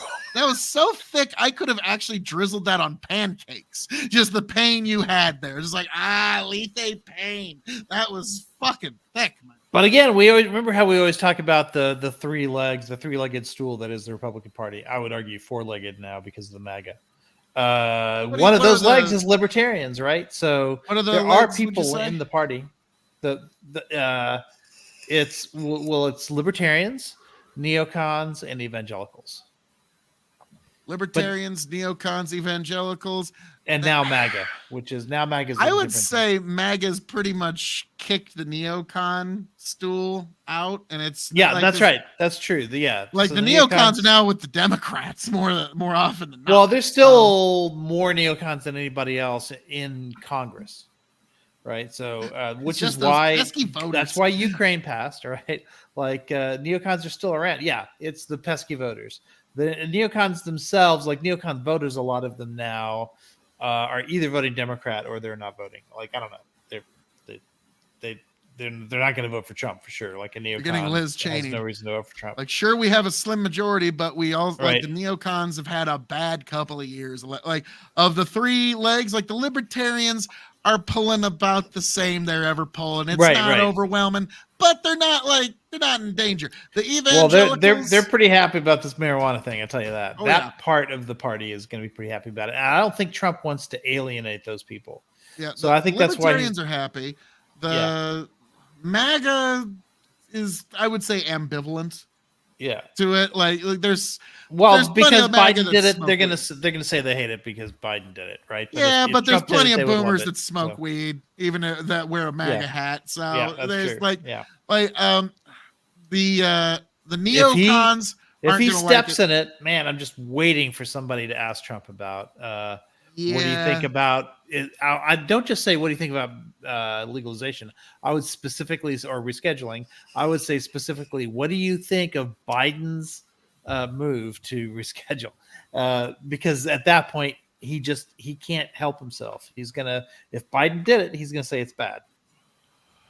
Oh boy! So what we need to do is stop Rich from getting a microphone anywhere near Trump. That's what, because the best thing Trump could do is have some message discipline and not talk about it. Now, but those stools, those legs of the stool, the evangelicals are not gonna be happy about this. Okay, like this is one of those that like the evangelicals don't like weed. Now, granted, my pastor even brought up one time, like, potheads will use that verse from Genesis, and God gave us every herb of the earth, man. Like, and it's like, but that's a bit of a mistranslate. That's torturing the text, as R.C. Sproul would put it. The evangelicals, like, I mean, Rich, you know me. Like, imagine my shock the first time I took juice for communion. All right. Like that. Like the sobriety is a very. Oh, I know. I grew up with that. Yeah. Yeah. It's like, and it was only once a year too. It was only on Easter. I drank wine for the first time at 11 years old for training for confirmation. So that was different. Like. Mm-hmm. So in the evangelical movement, sobriety is a huge deal. If you do drink, you sure shouldn't glorify it. Like it's so. Marijuana. To be fair, Scripture does say not to get drunk, right? So at the very least, like even Catholics have to admit that we're not supposed to get drunk. Yeah, you're not supposed to get to the point where you're neglecting your godly duties. There are parts in the Old Right. Testament that literally say, once you've had a good blessing from the Lord, you can use that money for food and even strong drink. Like, Yeah. it's like, but again, if you're getting so drunk to like me, like I'm a Mhm. father, I've got responsibilities. If I'm getting so drunk to the point where I cannot maintain my responsibilities as a father, that is sinful. Mhm. Okay, like that's how I would view it. Maybe I'm incorrect, but now granted, my buddies Tony and Chicken, like we all kind of have a thing about like, all right, which one of our doctors is going to tell us we have to quit drinking altogether first? And when my other two buddies get told by their doctors they have to quit drinking, I'm just gonna be like, well, okay. Because they're my buddies, Yeah. and I'm gonna, like. No, it's but true. I mean, it's pretty unambiguous, right? Like, there's plenty of, alcohol is a blessing. Like, that's throughout Scripture too. But also, drunkenness is a sin, right? Do not get drunk with wine, for that is debauchery, but be filled with the Spirit instead. But it never says do not drink. It just says do not get drunk. Yep. Now it's funny is when they say, but filled with the Spirit instead. Well, it's like, well, whiskey is a spirit. Is that what they're talking? No. Like, stop it. Like, but no, I've had somebody do that before. Says don't to drink wine. Says to drink spirit. Well, Moloch is a god. So if I have to worship God, then I guess I should worship Moloch. Like, well, okay, no, that's not what we mean. Yep. Phil, Bandit. Really? All right. Well, I'll get her ready. But oh, yeah, there you go. Oh, God Almighty! I'm not. No. Yeah, this is. I'm gonna step away for just a sec, but I'll be right back. Yeah, no problem. This is gin finished in a bourbon barrel. It's even worse. And I will give myself the solo layout. Just you can see this beautiful face right here.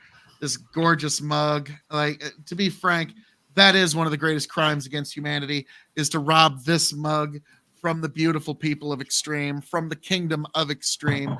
But yes, because you, my beautiful subscribers, are willing to pay that tax, to fighting, stealing, and drinking. If you're going to fight, may it be for a friend. If you're going to steal, may it be a lover's heart. And if you're going to drink, by God, I hope it's with me.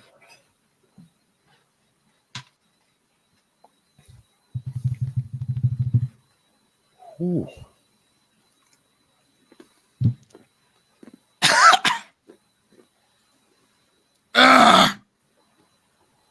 Oh, how we doing there? That is unenviable. My audience loves me. I had to go My adoring tea. public loves me.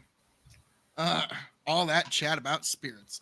Oh yeah, I need a palate cleanser after that. I don't think anything could cleanse that. Yeah. The next day, like, I just kind of feel like just shitty, just like, ugh. Like, I hate gin. I really do. It's my least favorite of all the spirits. My guilty pleasure is cognac, but unfortunately, like, I reviewed a Courvoisier 21 year, and like, it had like 21 views for like a year. So it's like, yeah, it eventually started, like, it had a second life later, but I was joking, like, this cognac has more fucking years on it than viewers. Like, for some reason, YouTube just does not care about cognac, but it You just don't have enough black viewers. You're fucking thinking here. Lethe. Because the Courvoisier is like a hood classic. Now, like, I had never seen a bottle of 21. I never thought I would, but I went to my buddy Chicken's place in South Dakota, and at their Willikers, which is their nice liquor store in the state. Yeah, they have the nice liquor store in South Dakota. They had one bottle of that, and I bought that for myself for my birthday. And my dad and I drank half of it for Christmas, and it was just, like, it just, yeah, excellent. If you ever get a chance to get Courvoisier 21. It's I got a bunch of cognac right here in my bar. I got Deus. I got, let's see, Courvoisier VSOP. It's my boss favorite. used to love that.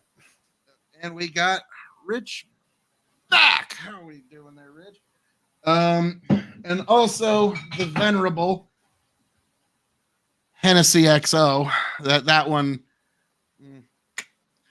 Like, yeah, so that's my nighttime time to go to bed drink is cognac. But Have we figured out what we should put in the perfect Irish coffee? okay. Always whiskey. Yeah, it would have to be whiskey. Now Tony and I did Tony and Chicken actually a couple years ago. But it's a question of the brand.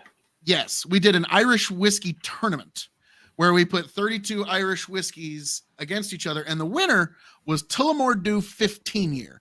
Now, Tullamore Dew 15 is very hard to get. Tullamore Dew 12 year, though, is like 90% as good and easily attainable. But if it's anything like anything else I've ever been involved in, whether it be beer, or coffee, or anything else, you don't waste the good stuff on mixing it with other things, right? So if something is really good, about $80 for a bottle. So it wouldn't be a waste to put it in coffee.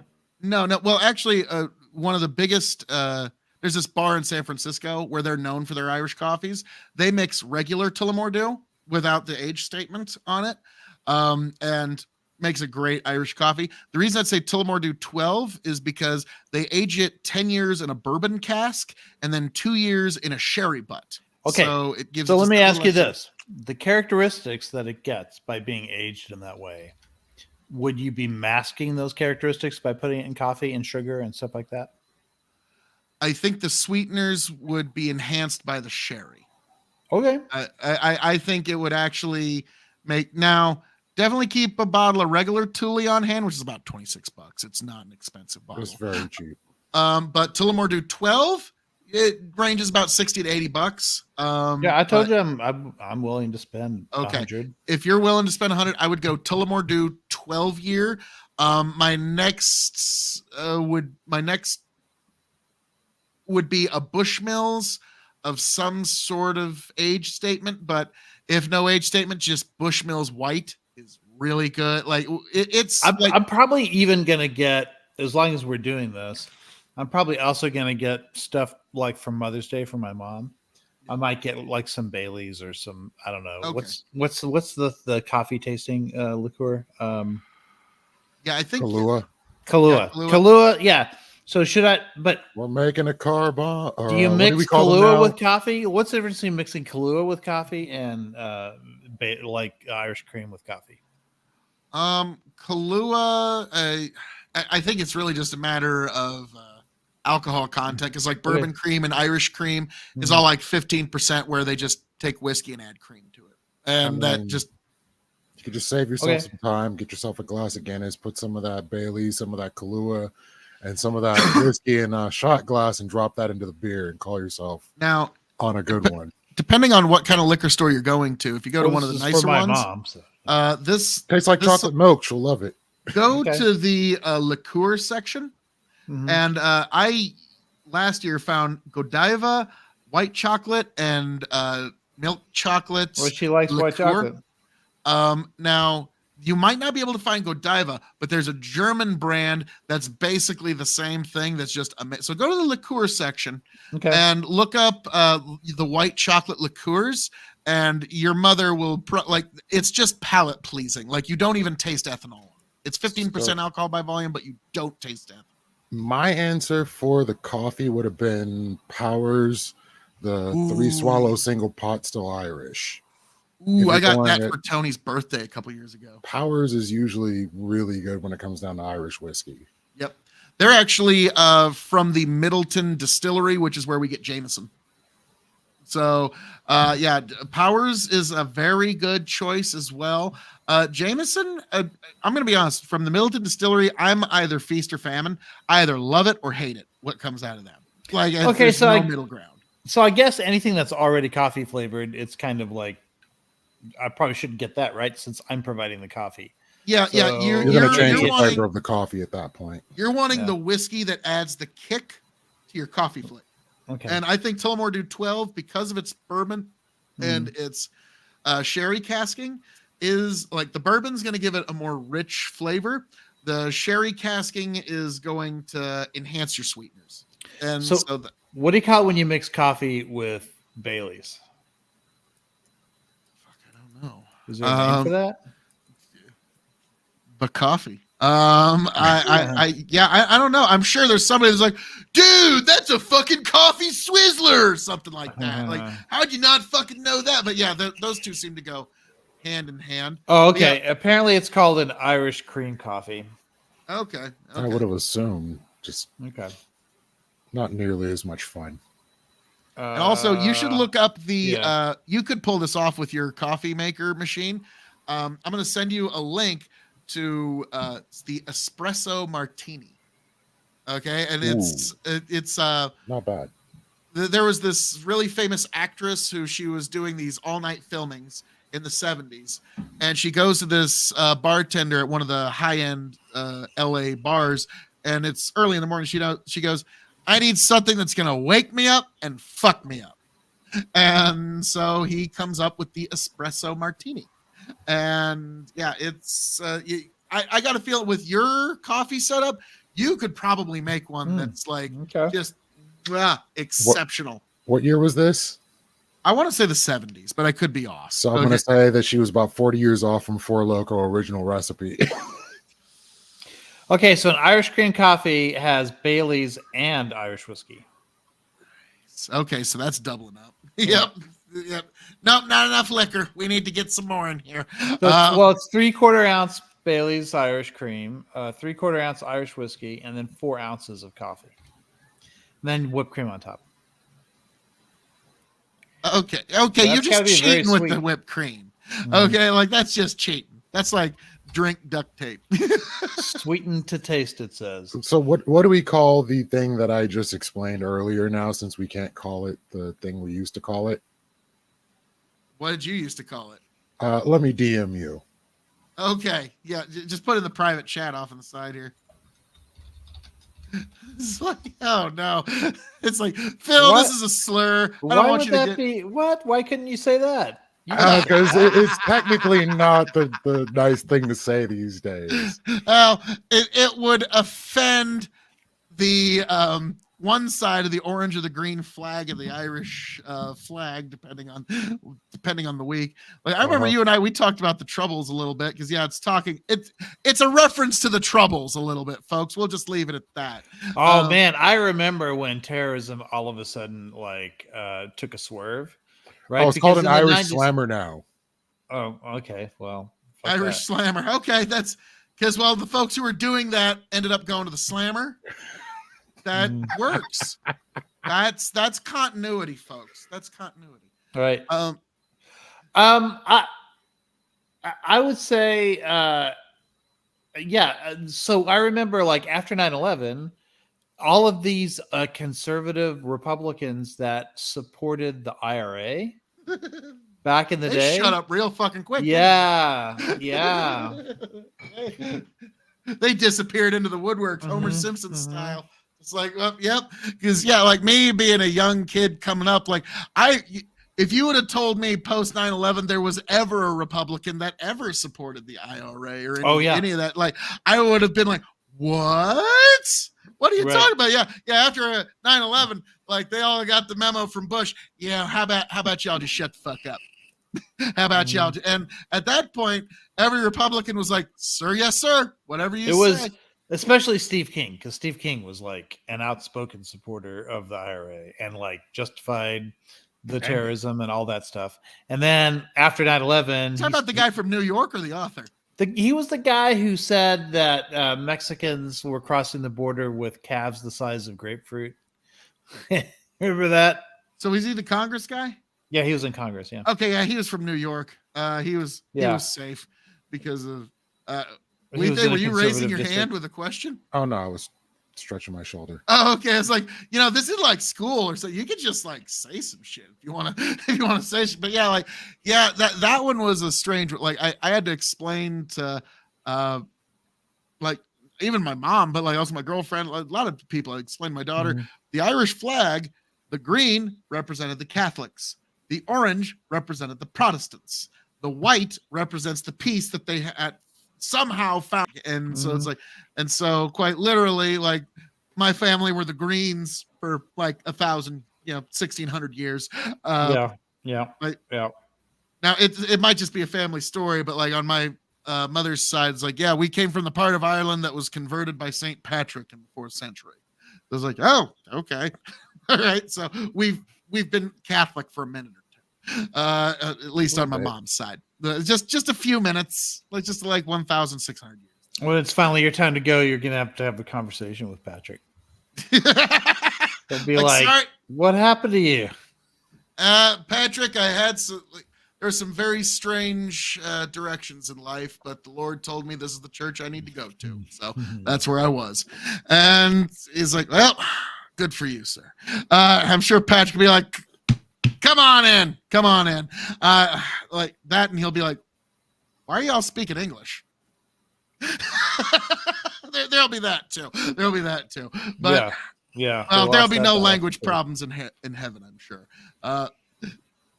It's like Bill and Ted's Bogus Journey. I mean, God was the one who like made us speak different languages in the first place. Oh, you stop that. Stop that right now, Rick. Me Power and of Babel, have man. had If a we're little bit having of language problems, we know who to blame.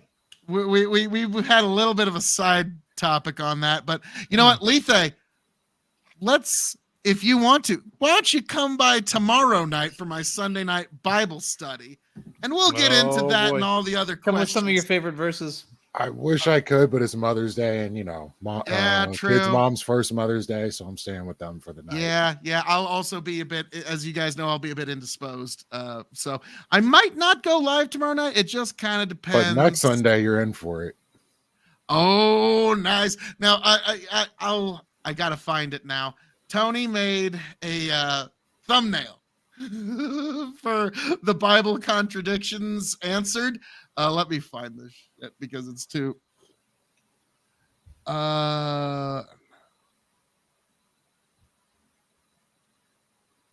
There we go. Tony made a thumbnail for Bible contradictions answered, where I got the Ancom guy. He's called Nave on your Discord, but I have to show you this because it's just so like A+ stupid. Like I'm just like, Tony, you outdid yourself. And so this is going to be the thumbnail for the Bible contradiction answered. Tony sends me this, and I'm like, I hate it and I love it at the same time. I hate how much I actually love it. It's so stupid. It actually corners the market in stupid. And I saw that and I'm like, yep, we're doing that. So yeah, I do apologize. That's mildly disturbing. Oh, it's stupid as fuck. You kidding me? But it's funny. It's funny to me. So I'm sure Nave will be very, very happy when he sees that. Like happy, horrified. They all start with H. We're good. Yeah. Now you're getting it. Now you're getting it. Now, gentlemen, any other things you want to say before we move on from the topic of the marijuana? Is there anything else that you want to touch on about the legalization? Because I'll even admit, folks, it turns out a broken watch can be right twice a day. I think it's been goofy from the beginning. Like the whole reason why marijuana was illegal in the first place in favor of paper companies and the logging industry kind of shows that we've given favoritism to corporate and big money for a very long time at the cost of American lives. So it's a good thing that we're moving forward on that. I'd like to see this removed federally as well. And I would hope that, we'll have some sane actions going forward when it comes down to how we deal with substances. Ical, anything, the last word on weed?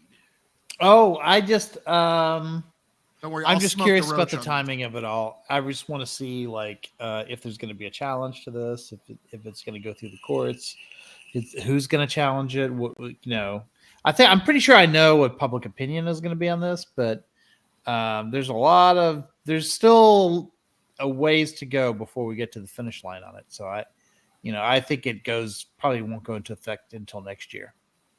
Now, let me grab that. And now I got the roach of this topic. Don't worry, folks. Now, what I will say about the weed topic is that I have to agree. Tony had some interesting analysis on this. He says Biden did the right thing, but he did it too soon. He needed to push this through in like August or September because voters' memories are tragically short. Well, the thing is, he started this microseconds. He started this in 2021. It's just that each step in the process is like very time consuming. Yep. So there's still, even now, there's a 60-day public comment period. That's the next thing we have to get through. So it's going to be a while before it takes place. But he started the process in 2021. So it's not like he could have done it any sooner. I suppose he could have done it later. Yeah, that's what Tony was saying. Try and do it as close to election. So because the American voters, I think it's a coin toss whether or not it was even going to be able to happen this year, because you really can't control the timing, right? And like once you get the ball rolling, the agencies do what they're going to do. First of all, he had to get all the right people in place, and then he had to get them all confirmed by the Senate. That takes fucking forever to get them all done, right? The DEA, the HHS. There's about 5 different agencies where he had to have certain people in place, all of whom were going to support this. And then they all had to be confirmed. And then once confirmed, they had to get their people in underneath them. So all of that takes time. Yeah, and I kind of agree. Like, I bet it's sort of like we either pull the trigger when they're gonna fucking do it, or they're just not gonna do it. Right. And there's like next year under Trump, no guarantee that that's gonna be what the impetus is. He's racing against the clock. Yeah. And like, here's the thing, like. I know everybody's saying, well, next year it could be Biden. Well, next year could be Trump too. Okay. Right. Like we don't know which way this is going to go. And it's like I said, right now, the temperature's leaning a little Trumpy, but fuck, that's an eternity between now and election day. Okay. Yeah. Like it's a high uncertainty election. There's no, to me, it's a coin flip. Yeah. And here's the thing, like the reason why I favor Trump is because he's more of the unknown. Because like everyone's like, well, if he wins, what the fuck happens with all this other shit going on? Yeah. Everybody like, but that's the more entertaining outcome. Like nobody likes to admit it. That is the more entertaining outcome. And like Elon Musk said, the more entertaining outcome is the most likely outcome. And so he was the more entertaining outcome in 2020 as well. I don't know. The COVID thing kind of knocked his funny factor down a little bit. 2016 was peak Trump. That was peak Trump. Yeah, sure. Yeah. But that was at that time, like a lot of his, I wouldn't say defenders, but a lot of the people who were trying to downplay like what his presidency would be like was when they were like, oh, once he's in office, he'll become more presidential. You know, like that was kind of the line that we'd be fed, especially by Republicans who weren't ready to reject the party yet, and so like wanted to justify their vote for him. Yeah, that's what they would say. But then 2020 came around. By the time 2020 came around, they'd left the party. But those people, that's what they were saying at that time in 2016. And if you want those people to vote for him again, like they did in 2016, as opposed to in 2020, then you would have to once again convince them that no, he won't be like he was the first time around. Like he'll grow up this time. If Crow were on the menu, I don't know that anybody buys that. Well, now, like I have 2 bets with Tiberius, which one turns out looks like I'm going to get. We'll see about the second one. And the first bet is that Trump would be the nominee. Now, got to admit, guys, about 2 years ago, that was not a sure bet. Like, so you got to give me a little bit of credit on that. You'll recall, I was on your side of that bet. Like, I'd be on your side of that. Everybody was talking like other than Letha. No, you don't fucking coattail. I will give iCal crazy. I think Trump's got a good chance, but everybody in the world was saying fucking Ron DeSantis otherwise. But I was staying true blue to Trump, and like even when I was on with Destiny, Brianna Wu, Dylan Burns, I said the Republican primary is over. Its winner is Donald J. Trump. You guys don't understand how beloved he is within the party, and the left still doesn't quite get it. Like they're starting to see it, but now what I will say is, in terms of prediction. Oh yeah, now I remember the other prediction though, and this is going to be the one that's I'm quite interested in because I think if he doesn't crack this number, it really doesn't matter who the fuck he's running against, which is why everybody was trying so hard. Because yeah, Nikki Haley probably could have won if Biden can't crack 80 million. Okay, and that's the big number. If Biden can crack 80 million, Haley, if Haley were the nominee, she would beat Biden, like hands down. Well, electoral college victory. Yeah, because Trump showed every Republican the path. And what I'm getting at is the Democratic nominee, whoever it is, whether it be Biden, whether it be Harris, whether it be whoever the fuck, take your pick. Okay. They need to get the critical mass of over 80 million votes to really make the difference in the essential places they need to make the difference in. That's what I mean. They have to get the vote out in an extraordinary way in order for them to pull off a victory. Because I even said in 2020, the Democrats need record turnout to beat Trump, and they found a way to get record turnout with the mail-in voting system. Well, the mail-in voting system's been reformed in most of the swing states, so it's going to be a nail biter. And I will say this: the greatest disproof, if you will, of the stolen election narrative would be this: if Donald Trump actually found a way to win Pennsylvania. That would actually disprove the stolen election narrative of 2020 more than anything else, because Pennsylvania's made no reforms whatsoever to their fortification. So I'm just writing off Pennsylvania like it doesn't matter. That's why it's odd for you to say that about like all the swing states have, like, because also Michigan, has Michigan changed? If anything, they've made voting more accessible. Yeah, that's why I'm saying like Wisconsin, Arizona, Georgia, those are the big three. That's going to be deciding our election here, more or less. So Trump really should just campaign in those three places, truth be told: Wisconsin, Arizona, Georgia, because those are the places that have actually made some reforms. I don't know. I think Michigan, he's got a shot because of the Arab vote there. What do you mean by that? 4% of Michigan voters are Arab. And they're pissed at Biden right now. And these are people who voted for Biden, but they think he's too pro-Israel. And now they're just going to sit this one out.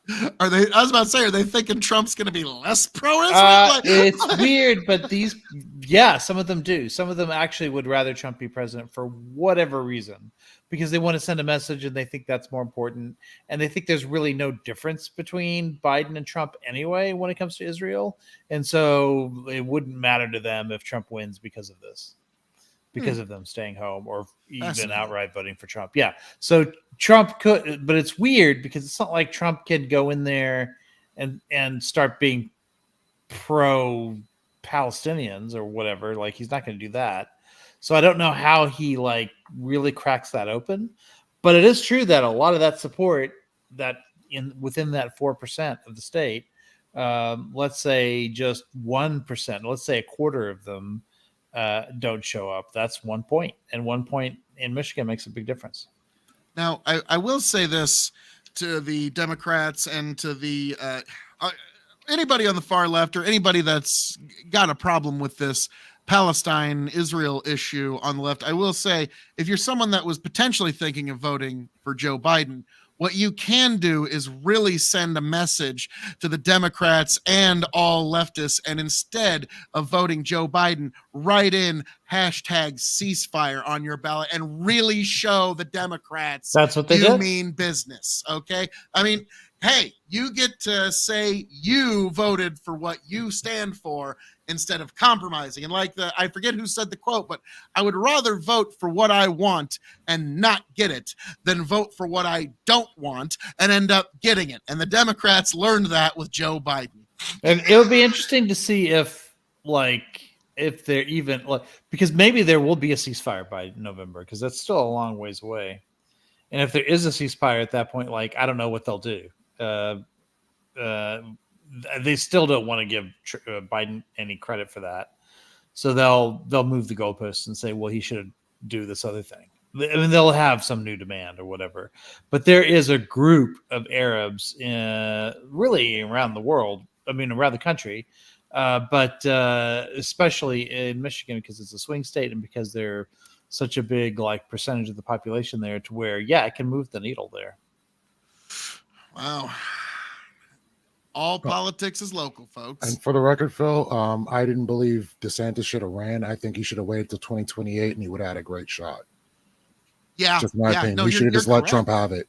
Yeah, but like so many of the establishment people just couldn't.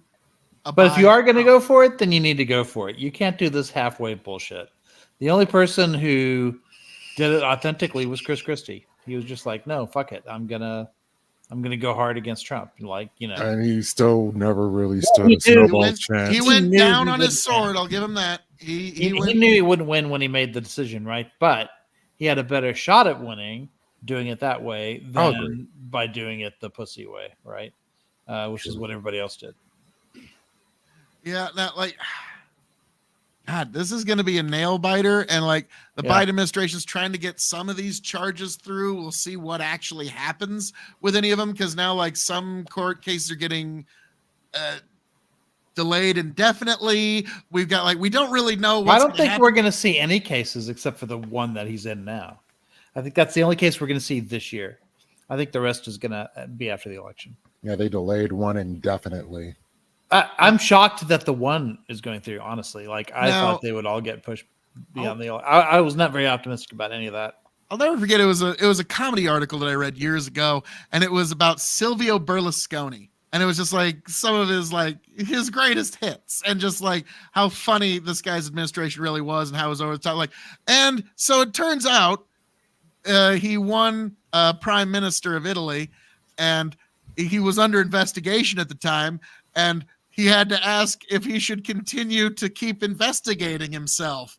Hint: Right? answer was no. Yeah. of course. It's like, yeah, Of course. that's like it's so there's gonna be. Did some you hear of what that, happened? but then Was there's it the Georgia thing? It's like- Today or yesterday or whatever, they found that he took a tax write-off for one of his buildings for $100 million twice. He took that same write-off twice in the same year. So now he's got to pay another $100 million back to the IRS. now, like the funny Which, of thing course, is, like, with anybody he's got else, the money now. Like he's actually a pretty rich motherfucker now because of some of his recent moves. Because like when he said like, "Where are you gonna pay it in? Cash." What? Like I know Bill Gates is rich. I don't think he could get you $128 million cash if you gave that motherfucker all week. Well, he might got be it. able if he gave it all month, but not all week. he got a bond. I mean, he got a bond from someone who's fronting the cash for him. And if you read the contract or whatever, it's not clear that they would actually pay it if it came due. So You got anybody willing to bond you $100 million? That's a good friend, motherfucker. it was more than $100 million. That was like Yeah, it's like 100. 100 and some. Yeah, but you know now, what I mean. Like, right? But now he's got to pay $100 million back to the IRS because he did that double deduction thing, and of course that's a crime too. So I don't know if they're going to prosecute him for that one, but I'm sure they'll try. But But like again, like all put it it's this going to way, do if is they increase his don't- polling numbers at this point. if they so. don't, the question will be, why is Hunter Biden being prosecuted and not Trump for underpaying his taxes, right? So I think that's I don't know, but to me the big deal is just the $100 million. Like every time this pops up, that's another, $100 million here, $100 million there. Pretty soon it starts adding up to real money, Oh yeah, 100 million here, 100 million. Yeah. Eventually. it might But no, it's like not that much individually, but as those 100 mils start stacking up. I'll never forget. Like I'm gonna find it. It was a great Babylon Bee.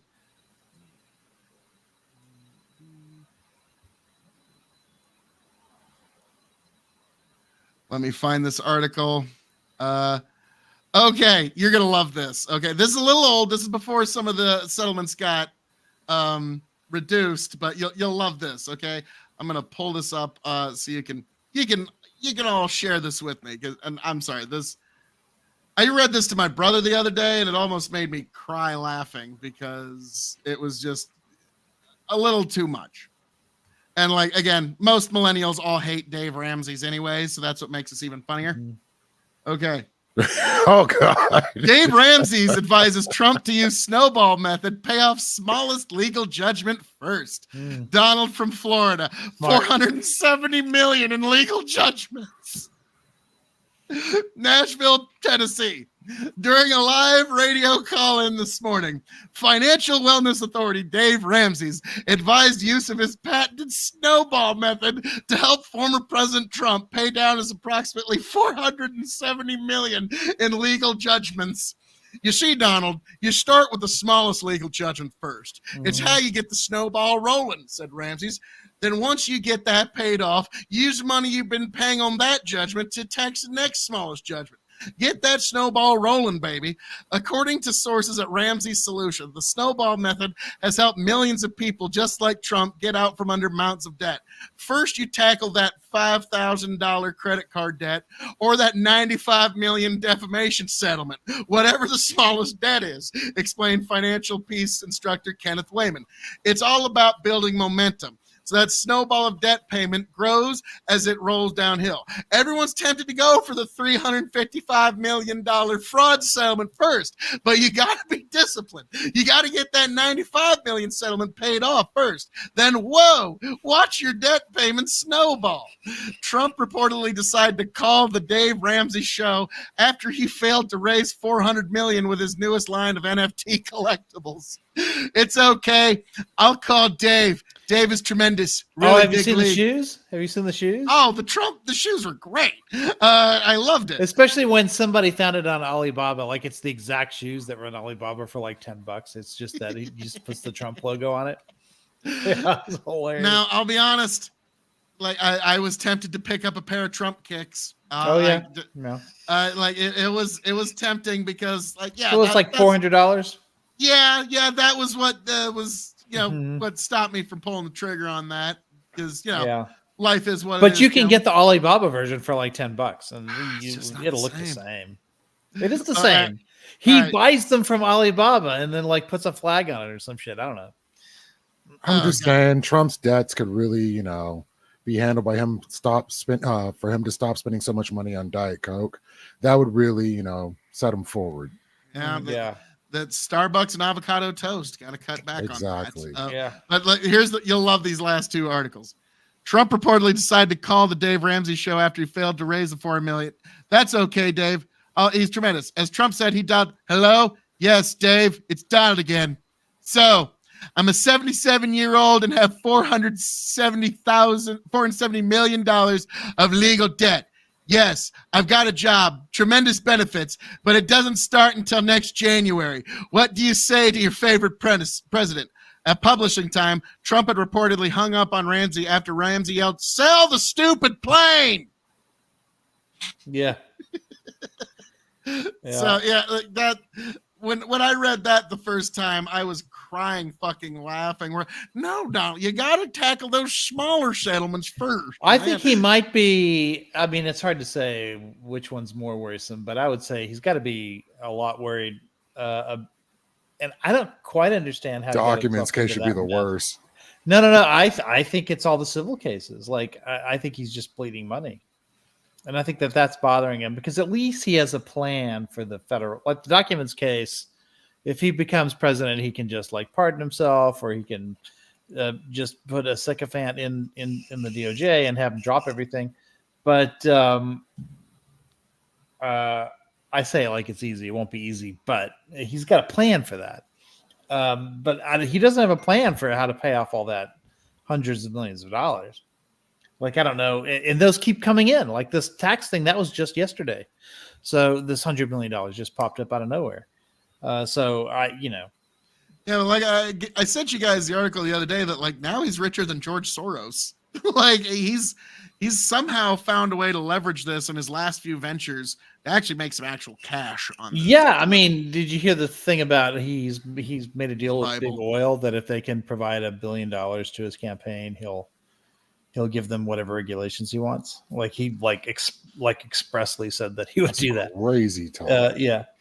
He needs to learn to be just a little bit quieter about that shit. But talking crazy. It's the stuff that he says out loud is just wild. I'm sorry, like Republicans are just they're gonna eat that shit up. I'm sorry, guys. Well, Like, I yeah, don't of know what- course. No, I know that. I know that. Yeah. Like it's the This weirdest thing. Like, yeah, American politics is fucking crazy in 2024. But Even I'll admit independents it. aren't a fan of that kind of behavior, though, is the thing. What's that? So, like, independents are not a big fan of that behavior. So he, like, for the sake of his own campaign, he needs to like do that shit like behind the scenes. But yeah. Yeah, we'll see. We'll see because like the independents are not exactly on fire for Biden. But that's my point. That's my point. So Yeah, why is he needs to pick squandering those up. something that he would? Yeah. Why? Like, if they're like, Like oil's his skeptical of base. Biden If you don't shore up your base, you ain't got a movement behind you.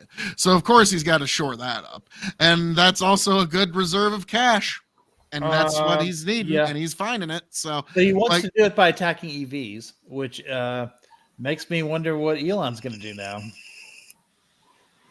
interesting because Elon's the battery guy. Like all Right. Tesla is the battery play. Yeah.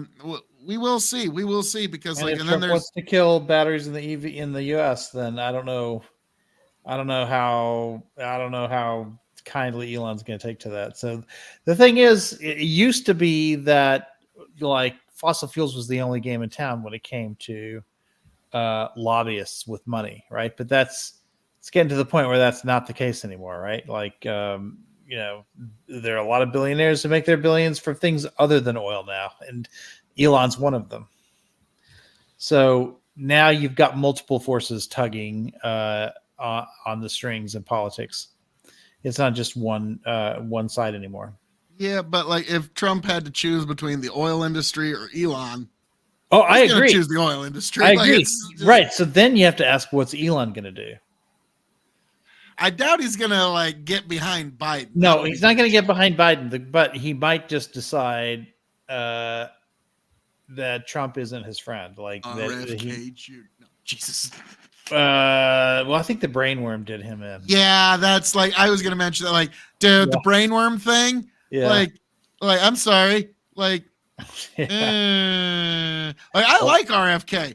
All right, like Tony saw like RFK Jr. was the first Democrat I have ever given even a nod. He was my number 2 pick, and this is the first time a Democrat's ever been in my top 10 in my entire life. And you have brainworms. Funny how that works out. Then this comes. Well, it's kind of like the Okay, dog. literally a thing. worm that eats your brain. Like he even said out loud It that ate a a little worm bit. ate his brain. Yeah, that's so- one of those like. Yeah. Boy, there had to be a better way to say that. Like there had to be a better. Nope, just coming out like that. But yeah, so he had it, but now the question is, he's gonna stay in. Okay, He's gonna stay in, yeah. His But pride is the only not gonna allow him question to- is, who's he going to pull from more? That is my question to you, because let's be frank. Like the Well, thing you can already tell that Trump is worried about him because Trump has been attacking him hard because he's seen the numbers. I think he's trying to signal to his base that he's not a friendly. Don't like. Right. It's kind of like a preacher. Like, nope, don't go over to that revival tent over there. That's not where you need to go. because he's been getting all of his praise from like Fox News and Newsmax and all those. You don't see Democratic publications like praising him. You only see Republican ones praising him, and that's bothering Trump at this point. He's like, okay, now, we thought he would split, just like he thought Yeezy was going to split the vote, right? And it didn't work. And I think the same thing is happening. People see the tactic; they see it every election now. There is always somebody who runs that tries to take votes from the left. But then they end up getting so much praise from the right because they're trying to do this 3D chess stuff that people on the right end up liking the candidate, and then that backfires. The one thing I would say is like enough of the right, like Trump is so beloved that like his base is gonna be there. Okay, if you're an anti-vaxxer, who are you gonna vote for? Strangely enough, as weird as it sounds, it's gonna be Trump. I don't. Well, I mean, yeah, I think a lot of them will. It's like, all right, But if you're an anti-vaxxer, some slice of them are going to vote for RFK, and that slice isn't going to be anybody who is ever going to vote for You know Biden. who I've found who says they're going to vote for RFK? The independents that are the swingers, like not the hard right, not the hard left. Like, I just truth be told, someone that's come into my life, she has voted for the winner of every election her entire fucking life. She's like she's been an incredible gauge. Like it's kind of it's impressive. She voted for Trump, voted for Biden, and then this time she's, because she doesn't like either of them, she's considering voting for RFK Jr. Now she didn't know about the brainworm thing. Yeah, I was going to say, has this news changed her mind? She's not been informed of this yet, so we'll see how this. But like that I find fascinating, that the independents that like really swing the elections kind of gravitate to this guy, which at that point it's, and I think this is part of Trump's calculus, is it's who's got the better base. And also here's the other thing, like this is why I'm just looking at polls. Yeah, this is why I think Democrats should be a little worried, is baby boomer Democrat walks into a voting booth. Okay, and they're not all that informed. Okay, they're just a baby boomer Democrat that showed up on election day, and they walk into the polling booth. They see Joe Biden, Donald Trump, yuck. A Kennedy? Why? There's a fucking Kennedy on this ballot. I think that's where he's actually going to pull his baby boomer Democrats. And now we have to have the actual election to see who's going to ultimately be right about all this. But I think there's going to be a bigger number than anybody knows. But we do have polls. And when you give them two named candidates, then it's pretty very close split down the middle. It's like 44 to 46. So with Trump ahead by 2 points. But if you expand it to the top 5 candidates that are running, then it's 39-37 with Biden ahead and 13 points going to Kennedy. Well, like the Democrats and Republicans both have a way they could potentially game it. Like, because let's be frank, for the deep red states, there's 2 candidates. It's Trump and it's Biden. Okay. The deep blue states, there's 2 candidates. It's Trump and it's Biden. Kennedy's not a factor there. Okay. If you make him a factor in the swing states, yeah, that is the X factor here.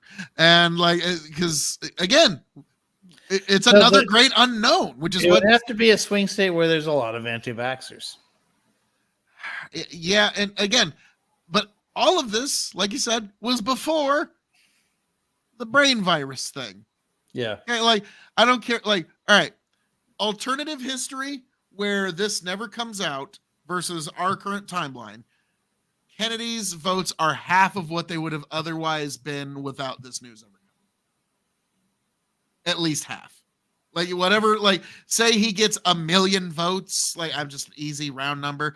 Because of this, he's getting 500,000 votes now. Okay, like, that's just the way, like, there's just no other way to boil this down. Like, don't get me wrong, he seems quite competent, fine, everything's okay, but wow. That's the thing. I don't know that he seems that, right? Because a lot of people can't get past his voice.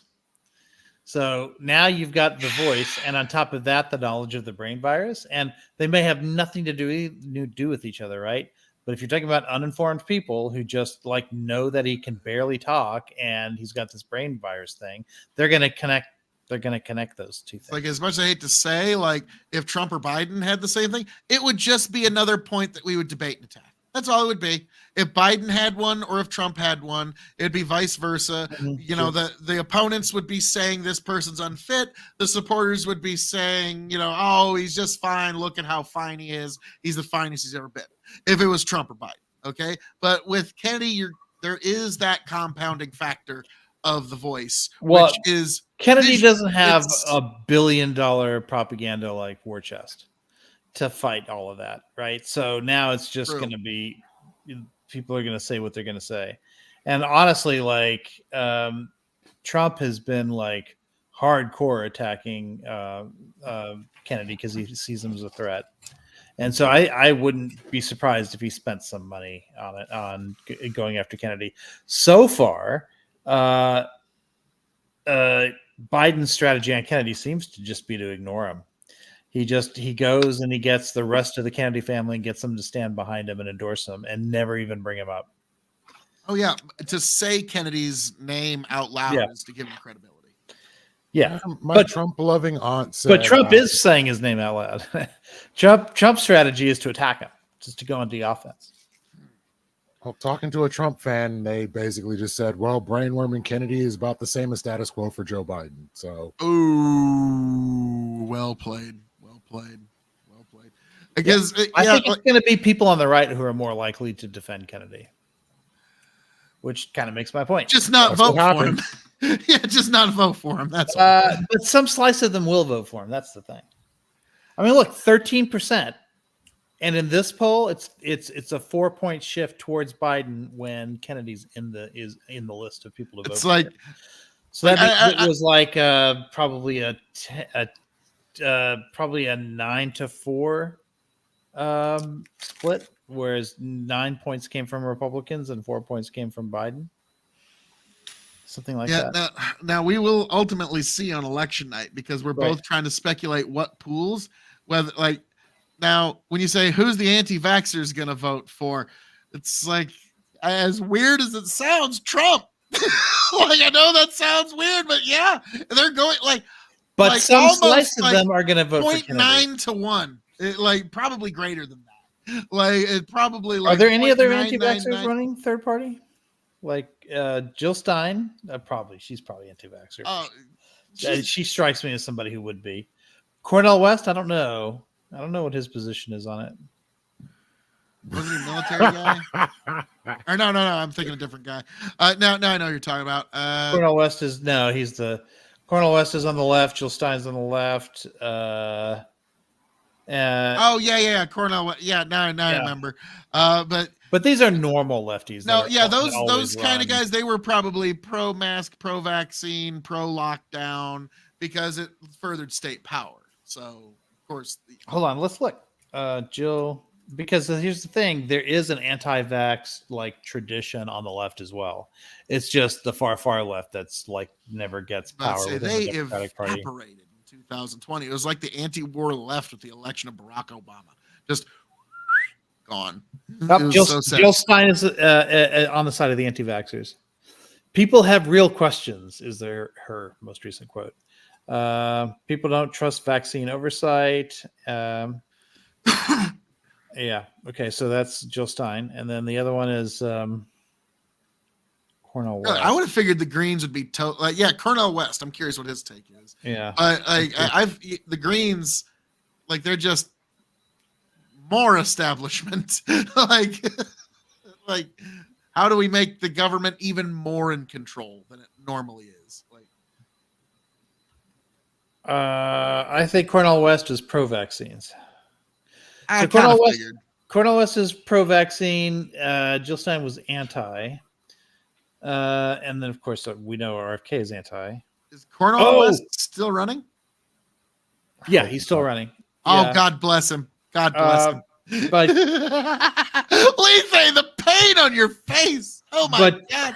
But Trump, strangely, accused Kennedy of being pro-vaccine in his last attack.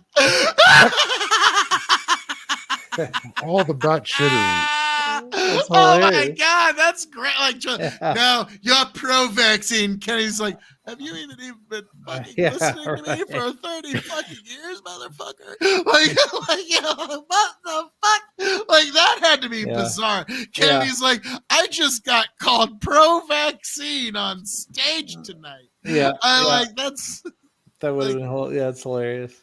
But yeah, so Cornel, now is it Cornel West or Colonel? How does he say his name? Cornel West. Cornel. Okay. Dr. Cornel West. Yes, yeah, and I'm like, yes, God bless him. Let him. I hope he runs all the way.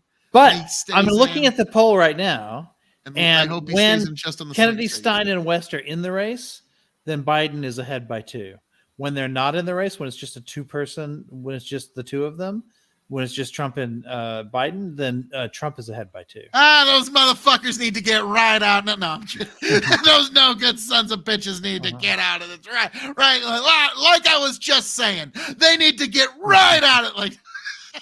No. I like the idea that we do have more than a binary choice in America. Sure. Now, granted, I usually take the stance that third-party votes are actually factually equivalent to taking your vote and flushing it down a toilet. Yeah. Actually, because you cut the power of your vote in half when you vote third party. Well, the thing is, like Trump or Biden, you might not like them.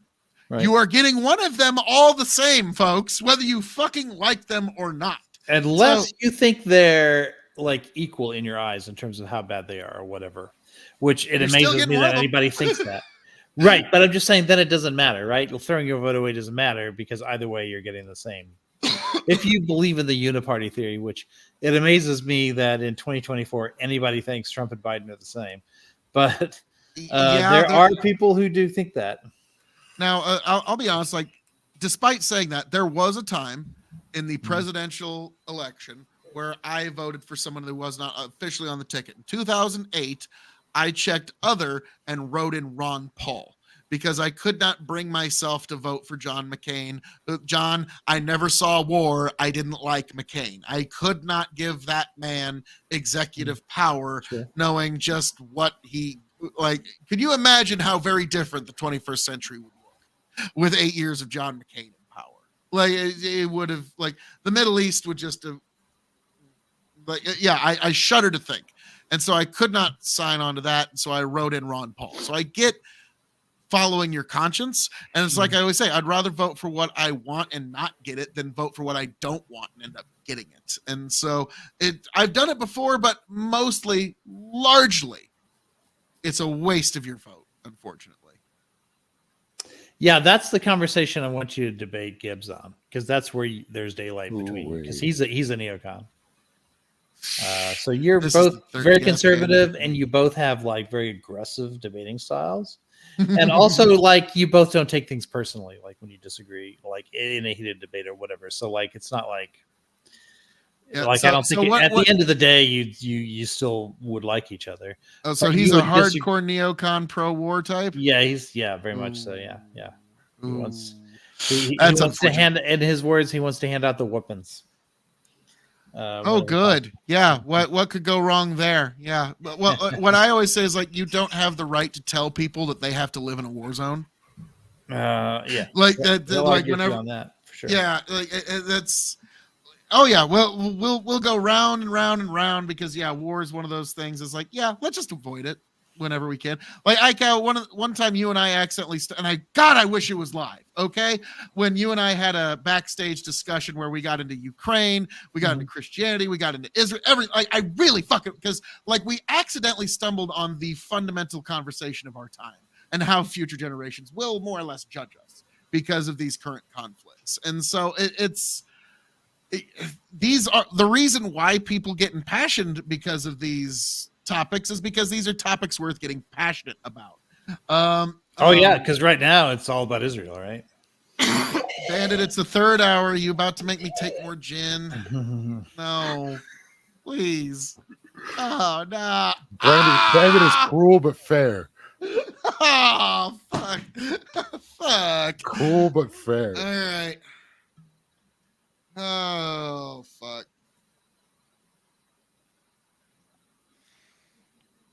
All right. What is your opinion on Israel? That's what I want to know. As long as you don't ask mine. My opinion on Israel. Yeah, smart man. No, I'll get to that here in a second. All right.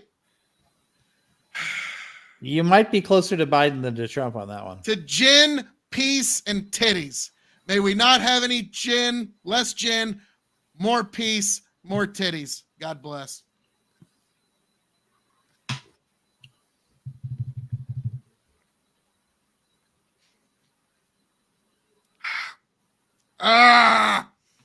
Okay.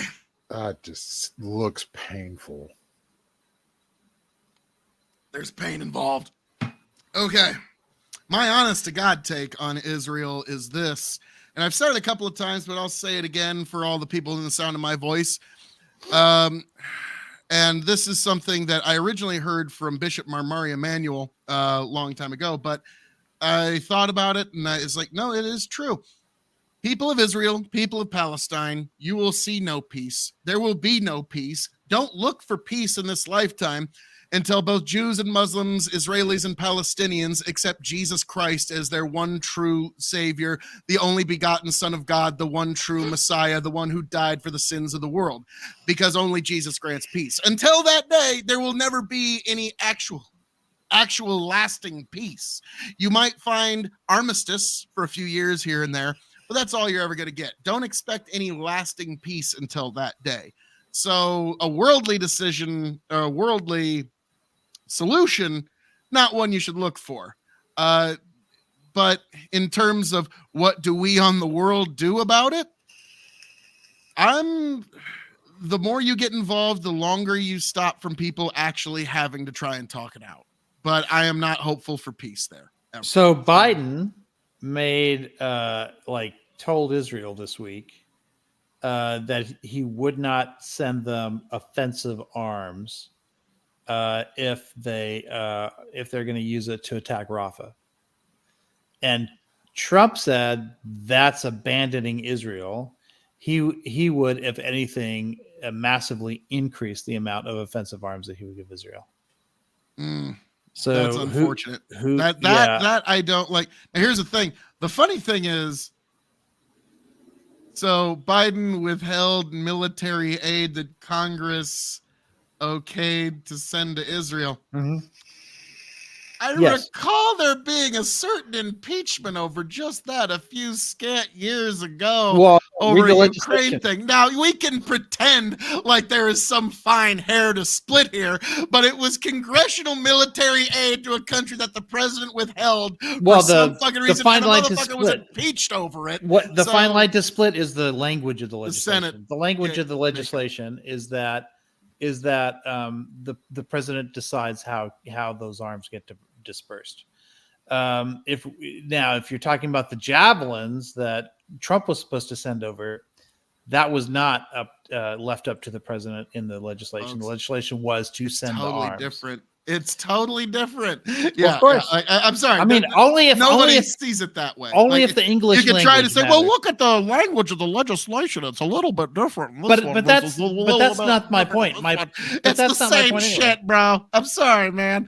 Well, you can try that. You got to at least have enough honesty to be like, you can try that in court. Same shit, try telling the judge, "Look, this is the exact same paragraph as the other paragraph. If you take out the we're word not talking not, about court. We're talking about the voters." It's gonna look like the same fucking shit, bro. Yeah, I'm sorry. It's because it is. But do you want? Pretty much is. Yeah, but that's not my question. My question is, who do you agree with? Do you agree with Trump sending offensive arms to Israel, or do you agree? This is an instance where I don't agree with sending offensive arms regardless. Right. I'm still planning on voting for Trump because I believe over in the whole, I think the world's going to be better and we're actually going to get to some sort of, like I said, not really peace, but we can get to armistice for another 20 years on this. And that's really all we can hope for in the Israel-Palestine conflict, is maybe an armistice for 20 years. And Trump seems to be a lot better at brokering peace than Biden, because shit just seems to keep breaking out under Biden. So in terms of who I would trust to be in charge of all of it, way more Trump. Like, yeah, I'm sorry. So hold on. So you're just saying if we double the offensive arms shipments, then we have a better chance. No, I'm saying I disagree, but I'm saying in the whole, I know, but Trump's you said we'd have a better chance of peace, right? So, but if we vote for him, we know we're going to be increasing offensive arms shipments. And you're saying we have a better chance of peace with that offensive arm increase? We have a better chance of eventually getting to the armistice of 20 years. Like I said, peace is not something you should look for there. It's not going to happen. Don't you'll get you might even get a ceasefire agreement signed by somebody. It's not peace. That's armistice for a few more years. Like, I'm sorry. Like, does Hamas want Israel any less dead and gone? Well, I think everybody wants Hamas dead and gone. But no, does the Hamas want Israel any Everybody less on all sides wants Hamas dead. Well, that's the thing is except them pesky Iranians. Uh, uh, well, sure. The way But you said everyone, that. The pesky Iranian. Like I know it's like a cartoon villain. It's like Yeah, a Robin from Batman. I- It's those pesky Iranians. I think the question is, what should the West be pushing for in that area?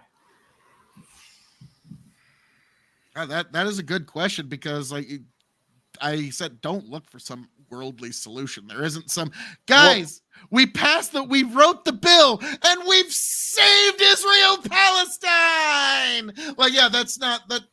Don't look for it. There's not some magical set of words we can put together. Yeah, but if that's you going to think make this conflict. if you go think away. things can't get worse, that's a failure of imagination, right? Things can always get worse. No, And I so- agree. Things can get way fucking worse. I'm just like, don't expect them to get any better. But if Israel, yeah, so here's When what you're Europe a pessimist, you're either proven right or pleasantly surprised. Europe wants to pressure Israel into ceasefire. America seems to be moving in that direction now, but it's not at all as like certain as Europe. Like Europe is always to the left of the United States on that kind of stuff.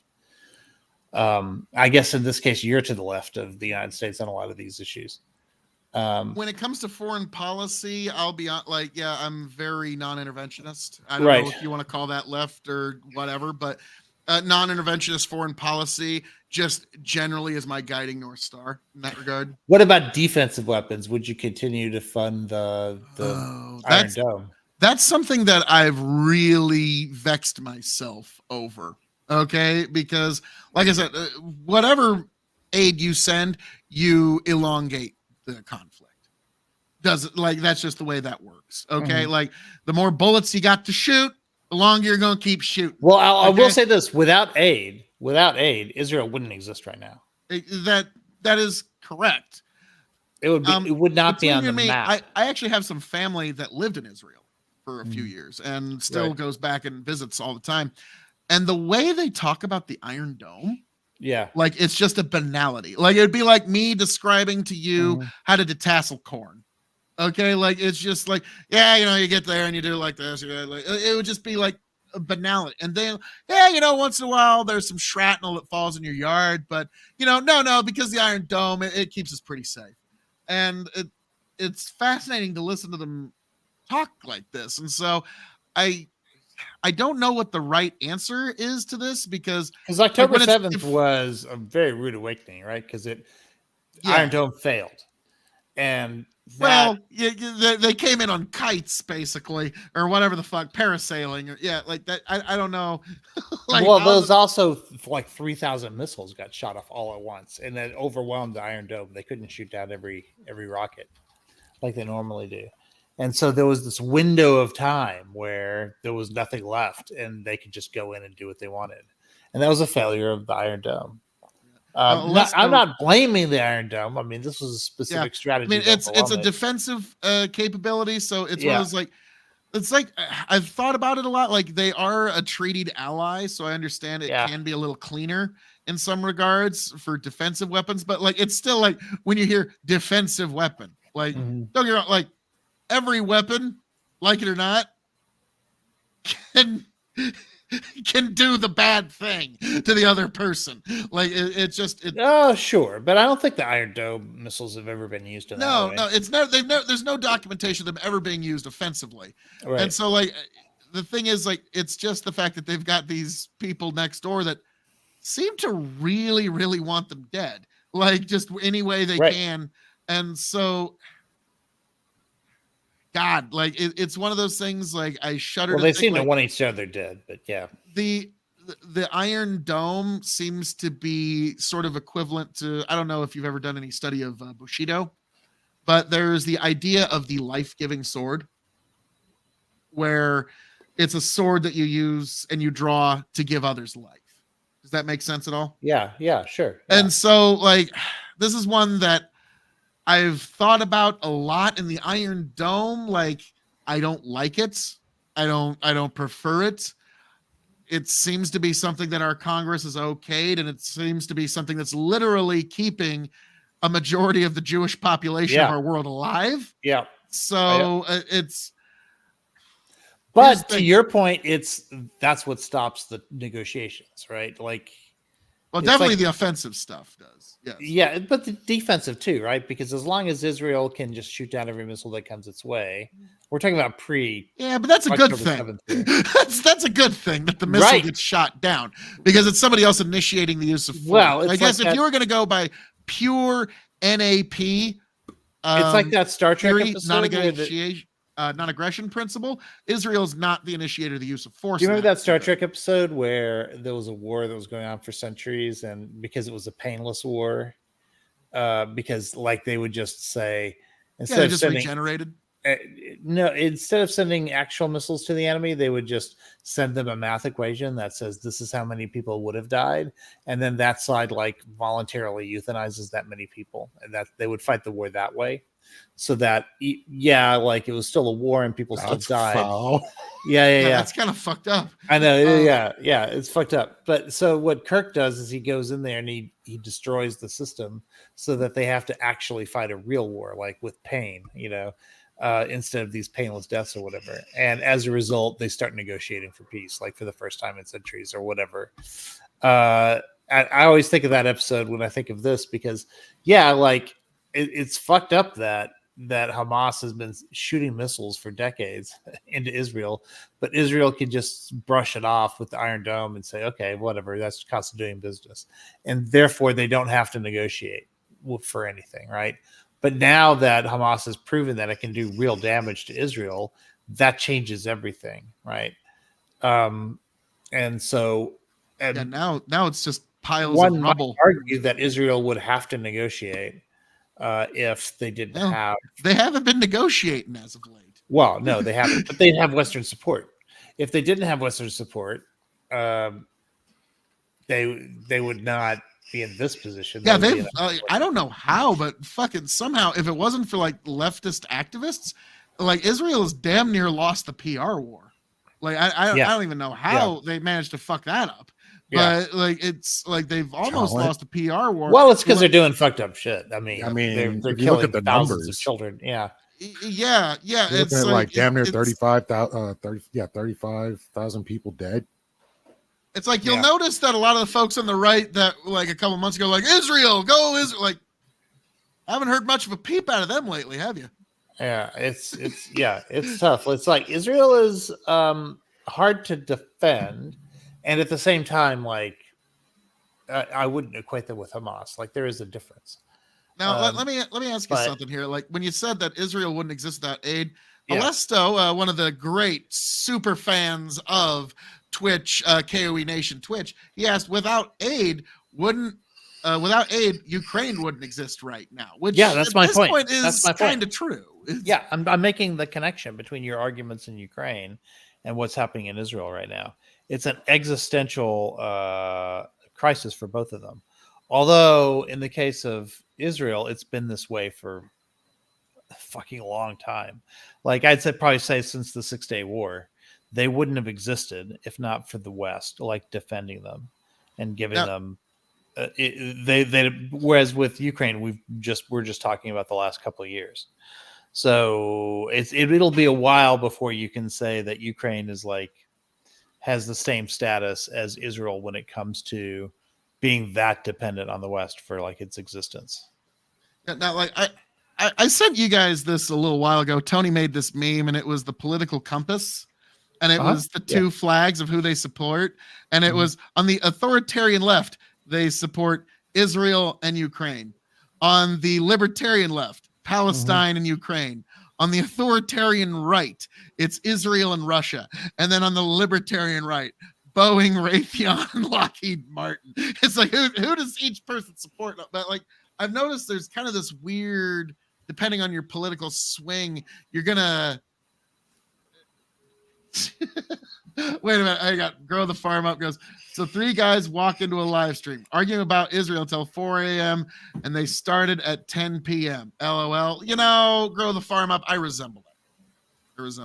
True. And Bushido. No, that's Bushido. And Steven Seagal's martial art is Aikido. The flag thing is kind of hard because when it comes to like When it comes to like Russia and Ukraine, it's very clear cut, right? What side I'd be on. But when it comes to Israel Palestine, I mean, I think at the end of the day, you'd have to say I'm a Zionist, like I'm pro Israel, but I'm not for them doing what they're doing right now, for sure. And I'm like, there's a third solution. Kingdom of Well, Jerusalem, anyone? Well, there we could launch a crusade, but that would be against your peace rhetoric. So I don't think we can do that to convert them. Dang it. So what if we make maybe- everyone agree to only use swords? No. Yeah, but I would say probably I just, to me this two-state solution is the obvious answer, which means Israel and Palestine both have a right to exist, and we're just gonna have to figure out like how the territories go. But so which flag would you assign to me on that political chart then?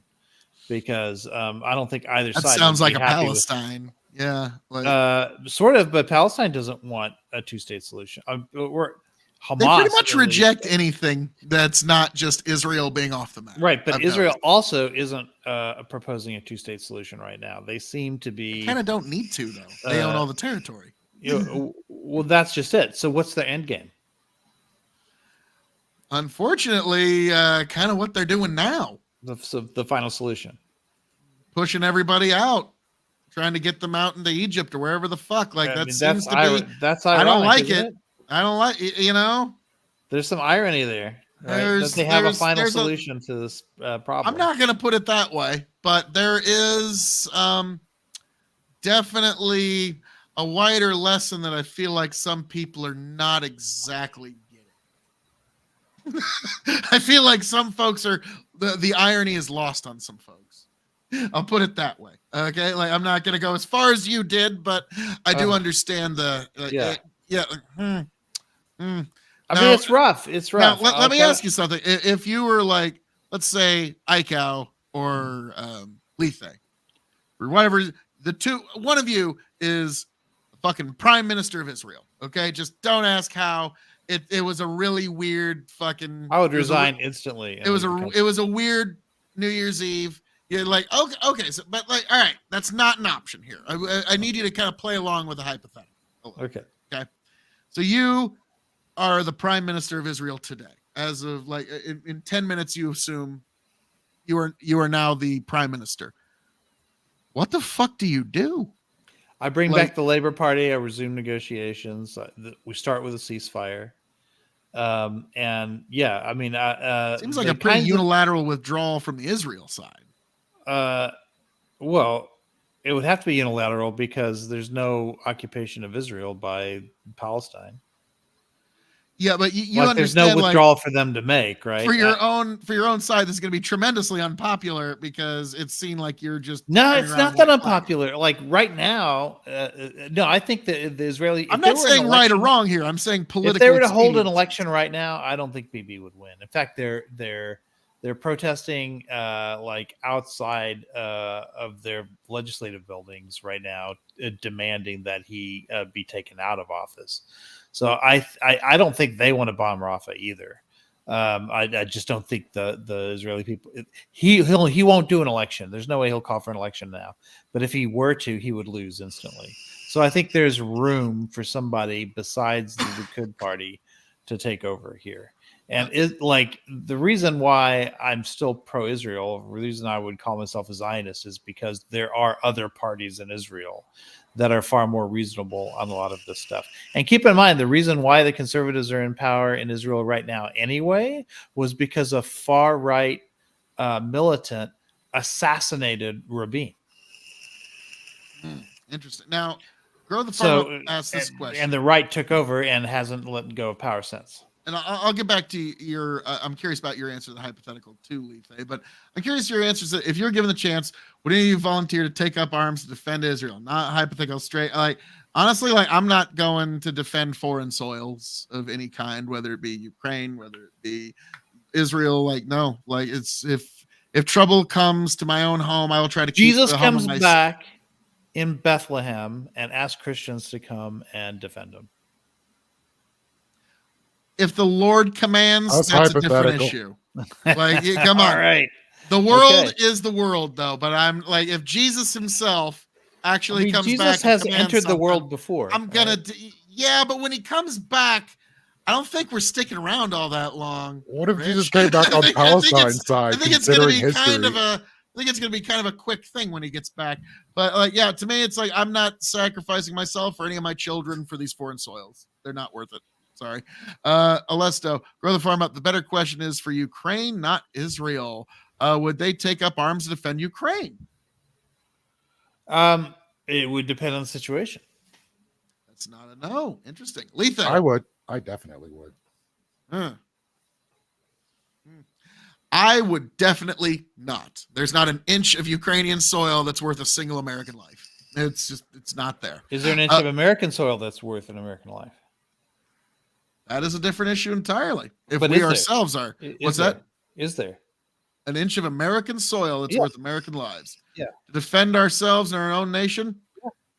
Like, there is no victory without sacrifice. I let's don't say- like it. I would not Right. initiate it. I There don't you go. want it. There is no victories without sacrifice. And here's the thing: is like everyone has a line, but the line is always somewhere, right? So, like, let's say Russia, because there has been rhetoric coming out of Russian state TV that Alaska actually belongs to them. They've actually brought that up. So if they took Alaska, but then promised they don't want anything else, Alaska's it. That's all they want. Is Grow the it farm. worth? Is it worth American lives to defend that? Why would you defend a country that hates you? Now, I don't know if you're talking about Why did black Ukraine soldiers fight in the Civil War? for freedom. Now, for America, now, if you're talking about like Ukraine, again, this is just politicians that can't get along. So it's like I would never encourage anyone to go give their lives for such a thing, because eventually what's going to happen here, because Israel, Palestine, like, here's the thing. Yes, they're both conflicts that involve people killing each other, but sort of like how styles make fights, there's two different conflicts here. Israel, Palestine is an existential philosophical difference that just cannot be reconciled. Israel, Palestine, or Ukraine, Russia, what's eventually going to happen is some folks are going to get together in a room, talk it out, and figure out, hammer out some sort of peace, be that peace ever so base. Okay, I agree. that's all that's going to eventually happen. So let them get there. Just let them, like, whatever that deal is, let whoever waggle their dick in whoever's face, and then just be done with it. But like Ukraine, Well, they like, won't be done with it. I mean, whatever they agree on, yeah, we'll play 20 years Berlin down the Wall road, it'll 2.0, be and we'll play it'll be right back to fighting again, right? So again, um, armistice for 20 years. Like, Yeah. again, it's preferable from the barrels actually firing, I don't because think, you can always hold off a conflict. but before that's just starts. it because I think all parties know how temporary all that will be. I think that such a deal would, especially if Ukraine gives up land, what's going to happen is They're at gonna the have end of that deal they join NATO, Probably, so that but, it like, can't happen again, but right? yeah, there's just no way that Ukraine doesn't walk away losing some territory here. Like, Yeah, 'cause I agree with that, Russia, yeah. Russia has to, like I said, at the day the invasion happened, Russia's But going to find some spot. They're going to pick Berlin Wall 2.0, and we're going to be playing political hopscotch around this for the next 20 yeah, years. but I don't. Right, they're going to be playing hopscotch. But I think your initial thing about the borders just not moving, I wish that were the case, because that's international rules-based order. But I think those borders are going to continue to move. But I do think, like, for instance, Counteroffensive didn't do much last year. Like my prediction in no. the end was more or less correct, that the borders aren't going to move too terribly much. Like at last year at its peak, they got, like, I think about 17 kilometers, maybe. Yeah, 18. I think It the was- borders are going to move more now because they have their arms funding again, and the F-16s are coming. F-16s are going to make a bigger difference in that. But the F-16s don't mean that they're going to get all of their territory back, is my point. So there is going to be some land that, like, doesn't get recaptured. I think Ukraine's goal is to negotiate, but from a stronger position than what they were in at the end of that campaign last summer. And so I think they want to have their F-16s. I think they want their new $62 billion in aid. They're getting increasing amounts of aid from, in fact, they're getting, I'd say about 80% of their funding now comes from Europe, not from America, which is interesting. I think they want to accumulate that and make another push and then start negotiations. I think that's their goal. Now, this is Grow the Farm Up. I'm just curious your y'all's thoughts. Russia's going to straighten out some borders, and the Ukraine-Russia war is over. As soon as America has a new president, only small parts of Ukraine will be allowed to join the NATO, EU. Now, let's be frank. If Trump wins, if there's even a NATO, very good chance he wins. Let's be frank. He's very good. Yeah, the Ukraine war is over pretty fucking like he gets inaugurated late January. By fucking Valentine's Day, we might be wrapping this shit up. I'm not as might is the key word. I wouldn't be so sure of that because increasingly because I think Ukraine sees that possibility as well. And I think Ukraine has been working the European side of the alliance really hard. And especially Poland. Because Poland there's a lot at stake. We know now that Russia, in fact, this is what made Johnson reverse himself on the Ukraine deal, is when he got that briefing from the CIA about Poland. That's Putin's endgame here, is that he wants Lithuania, he wants to connect to his warm water seaport up there, and he wants big chunks of Poland. And those are all members of NATO, right? So if they're convinced that that Trump will abandon NATO, even with Article 5, that he won't honor Article 5, then they'll give it a shot. They'll go into Lithuania, Poland, that kind of stuff. I think if Trump's back in, Putin's happy. He doesn't stop, doesn't go any further. But before we go deeper into that, Mandy goes, Phil, you are so right on Ukraine that you should take a 4th-hour gin. No good son of a biscuit. So, all right. I don't believe in evil, but damn, we're getting close to making me believe it. Yeah, it's getting close. It's getting close. Well, folks, it is with a great chagrin that I take this fucking shot of gin.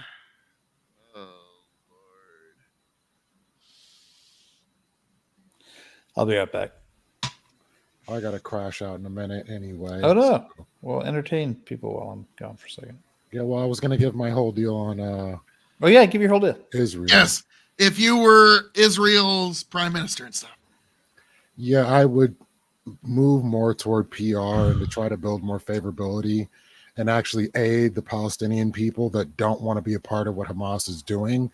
So like all the children they're saying that are being killed in the process of this, actually show goodwill and aid those people and find them good housing, and then proclaim that you're going to be aiming primarily for leadership and not be doing the attacks that they've been doing.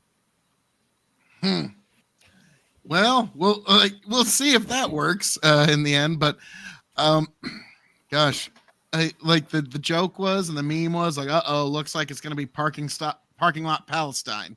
That's what it is now. And I was like, bro, those memes didn't age all that well, or they aged very well, depending on your perspective. I don't know how you want to put that. Provided Alyssa goes, provide evidence Putin wants Poland. And Alyssa goes, besides some hypothetical CIA agent that says so. Because when I'll never forget when I was in a discussion about the CIA, and I was like, guys, they're spies. They lie to you for their job. It's the whole fucking job description is lying to you. And so that is one thing to keep in mind. But I don't know if he's going to go into Poland, but here's the thing. In war, you don't ever say what your art of war plan is. You just kind of execute it, and it's all about reaction. So I don't know what the exact tactical advantage of fucking with NATO like that is, but now curious, what do you think is Russia and Ukraine's endgame here? That's really hard to say. I also don't believe that Ukraine's going to get all their land back, but I also give heart to Ukraine and understanding that most people's projections were this would have lasted 3 weeks. So for them to put the pressure on Russia and show them to be weaker than anybody perceived them to be, we're already in good standing in that idea. And if they're able to keep as much land as possible, maybe take some of it back, I think that is a good sign to allow them into NATO and to show that we're not going to allow crazy dictators to do what they've been doing as they've been doing. So no more deference to Kim Jong-un, no more bowing to China over Taiwan. You guys got rockets full of water and missing equipment. We're not sweating you guys anymore. All hail the hegemony. Oh my God! All hail the hegemony. Man, I'm just set on something. Yeah, no, Iko just gets back with Lethe going, all hail the hegemony. Oh my God. And Iko goes, he's making another cortorada or whatever. Yeah. No. It was a cortado, but no, he ain't quite I'm got gonna make some in the morning. Grow the Farm Out goes, they're taking volunteers in Ukraine if you want to stand on principle. I'll stay in the U.S. trying to survive the downfall of Western civilization. Well, that's nice, and you Grow the Farm Out. Now, Lethe, you will get a lot more clout going over to Ukraine and streaming from there. So there is that. Yeah. I feel you. Do you feel like that's the case? Because my understanding is that when Dylan went over there, he lost a lot of income as a result. Like he had his big successful, he was probably the most successful panel show on Twitch at that time. I mean, I am the first ever winner of the Hippy Dippy Royal Rumble. I mean, I will say the first he gave one that they up did. to Ukraine. But between you and me, I think he's got something else he's gaining from this. Yeah, he's brought it back. He's brought it back. I think he's got really good numbers now. But he took it, I'd say it was like a year and a half before what I'm getting at is there's a couple of guys on Twitch, and Dylan's definitely one of them. Destiny's another one where they want to get into politics a little later in life. Like Dylan's gonna find some super lefty little corner of America that he can run for office. Dylan can. Destiny can't. No shot. No way. Oh, Destiny can get do elected to House. No fucking problem. Oh, yeah. No way. Oh, yeah. Find himself a lefty enough fucking district. He's got the backing. He's got money to do it. He could be a self-funder. He said the N-word a zillion times on stream, like in his younger Biden years. said the N-word twice and didn't stop anybody from voting for him. No, that he was quoting somebody He did. else. Sorry, though. That's not the same as what Destiny Now, here's did. what's funny, though. I said on our stream like 2 months before that, and this is just a joke, plot twist, the N-word tape drops, but it's Biden. And then that shit dropped 2 months later. I'm like, bro, what the fuck? So no, I think they will find a way to forgive Destiny because he advances leftist power. I don't think so. I don't think he can do it. You can't have that kind of past. And even he says it. He says there's no way he could ever do it. In fact, he did the first time he tried to get into politics in some kind of way. This was before Admiral Gibbs. Hey, Gibbs. How we doing there, sir? I was just told, sir, that you are a no-good rapscallion neocon that wants to spread the hegemony, sir. And I am a blessed are the peacemaker. You don't have the right to tell people to go to war. You don't have the right to tell people to live in a war zone. In my defense, I was saying that your neocon side is what I like about it. Oh, okay. So, Admiral Gibbs, you were represented as a neocon of the Bush persuasion. So that is true. Oh God, no, wait a minute.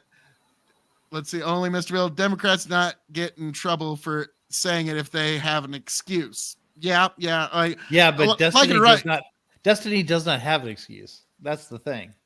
He doesn't have one. He just said it just for shock value. Simple as that. He wasn't it's not like he was in a play or he was quoting somebody else who said it. He was saying it on his own behalf in order to offend people on purpose for clicks.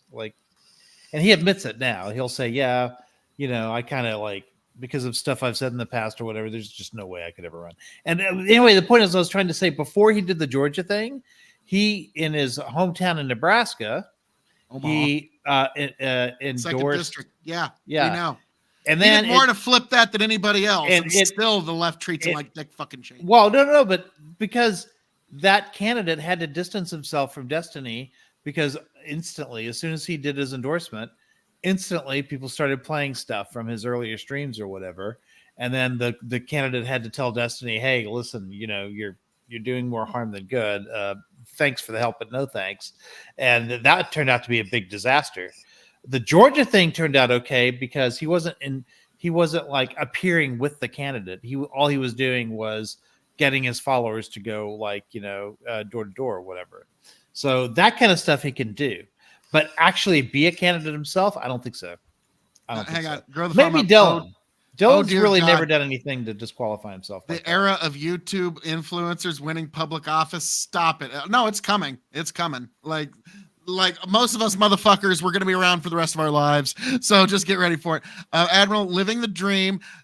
Phil, he lives in Nebraska. What district? Wait a minute. Admiral Gibbs lives in Nebraska? No, he's in Texas. Okay. No. I was talking about how Destiny. Nebraska Steve. Yep. Admiral Gibbs, I am a neocon of the Bush persuasion. Ah, sir, I am so disappointed to hear that. I told you. I am a Ron Paul Republican originally during the Bush years, especially towards the end of the Bush years. So you and I would have been on very different ends of debates back in the day.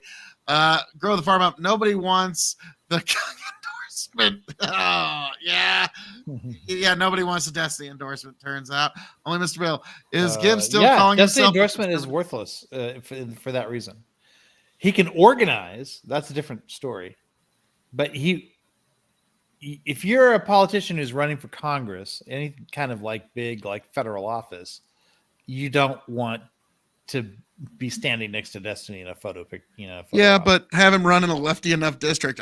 I still think he gets in. He could lefties be a house. hate him. What are you talking about? He does nothing but piss off Very lefties. anti-lefty. The Democrats. No, he's prime Democrat. Like it's like I know. Like here's the thing. Yeah, he's a I know Democrat. the far lefties on Twitch might hate him, but we also got to understand that the far lefties on Twitch are not the real world. It's a fake Fortnite world for the lefties on Twitch. It's everybody with their gimmicks that they're pretending to be. Yeah, okay, so like yeah, they're like always keep that in mind.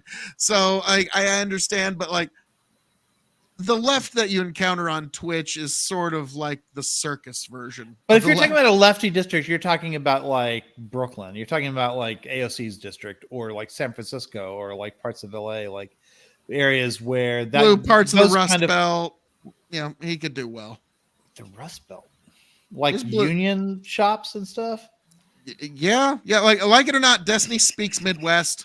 Here's another thing. If you want to win office at that beginning stage of your career kind of thing, you need to have as much ambiguity in some of your positions as possible so that everyone sort of fills in their own preferences for what they don't know about you. And with him, like we said, in 15 years, politics is going to change. So with him, we know everything about him, right? There's no position as ambiguous. Trump is one of the reasons he wanted 2016 is because people actually, even to this day, we don't know where he stands on a whole bunch of issues. So, and he even tried in a debate to make it sound like it wasn't clear whether or not his Supreme Court candidates would overturn Roe. He denied it in a debate. He was like, "You don't know they'll do that." What? So yeah. No. So what are like, you talking about? so he tries to do the ambiguity thing. Destiny could not do that because we know everything he believes because he's been talking about it for years. Ooh, holy Mr. Bill! Like now that's enough out of you, Mr. Bill. Ilhan Omar and her husband agreed that it was time to start seeing other siblings. Okay, like you knocked that right off. There is no room for such things on this show. I'm offended by the very notion. And now, on that note, but marrying your relatives works in Alabama, right? In Mississippi, places like that. Now it's like the Weird Al lyrics. Cousins, for sure to move to Alabama where the kind of thing is tolerated. Whoa. Mm-hmm. But now, folks, no. Play the field, folks. God Almighty. Like, come on. Like, it's like Game of Thrones is fiction. Okay, it's fiction, people. The Targaryens are not real. Now, gentlemen, we've come a long way this evening. We've laughed, we've cried, we've all grown. Tomorrow's going to be a very big day, Mother's Day. And I'm curious, like, we've all got mothers in our lives. I'm going to make a quick tribute here to two mothers in my life. Well, Mom, love you. Thank you. I know you're watching right now. She watches everything I do. Thank you, Mom. Always my number one fan. God bless. And Andrea, happy Mother's Day. Gentlemen, is there any Mother's Day tributes that you'd like to throw out there? Nope. Oh, Lethe, brutal. Well, I told you what I'm doing tomorrow. I'm gonna make some Irish cream coffees for my mom. Nice. Definitely. Maybe take her to a brunch somewhere. Only Mr. Bill does not know the full backstory, but well, that is very nice. Good for you. I'm gonna be assuaging at least one of the mothers in my life, and that will be my plan for tomorrow. But gentlemen, we've got to that time where, as I'm known to say around here, all that being said, thank you for joining us here for Hazard Analysis Episode 20. I am your King of Extreme, Phil KOE, the man of the hour, the man with the power, the man that makes you the podcast cower, the prince and potentate of the political parlance, the lord of the Scottish Highlands, one damn handsome man if I do say so myself. You can, of course, find me at KOE Nation on YouTube, TikTok, Twitch, and Twitter. And folks, be sure to join us May 18th for the Andre the Giant Memorial Beer Bash right here at Big Buckin' Empire, right here at Hazard Analysis, right here at KOE Nation. I hope to see you here May 18th, 8 p.m. for the Andre the Giant Memorial Beer Bash, 8 p.m. Central. God bless every last one of you. Thank you for being here. Thank you for joining us. Lethe, Aikau, sirs, gentlemen, take it away. Lethe Water Kai, y'all know where to find me. Turn me up. You can find me on Twitch every Wednesday hosting a panel. Hope to see you all there. Aikau? Oh, hold on. Am I muted? No, you're still good. Oh, okay. Yeah. Well, I mean, I don't stream really, but I've actually set up the streaming, so I might be able to start doing that like once the semester ends, which is in about a week and a half. Maybe I'll start trying something. So, but you can find me at ICowRich at Twitter if you still go there. So as we know, Rich will be on Twitch when he has no class. Yeah, that's right. Yeah, which is always. Now, do you mean that as a double entendre? I did. Yes. Nice.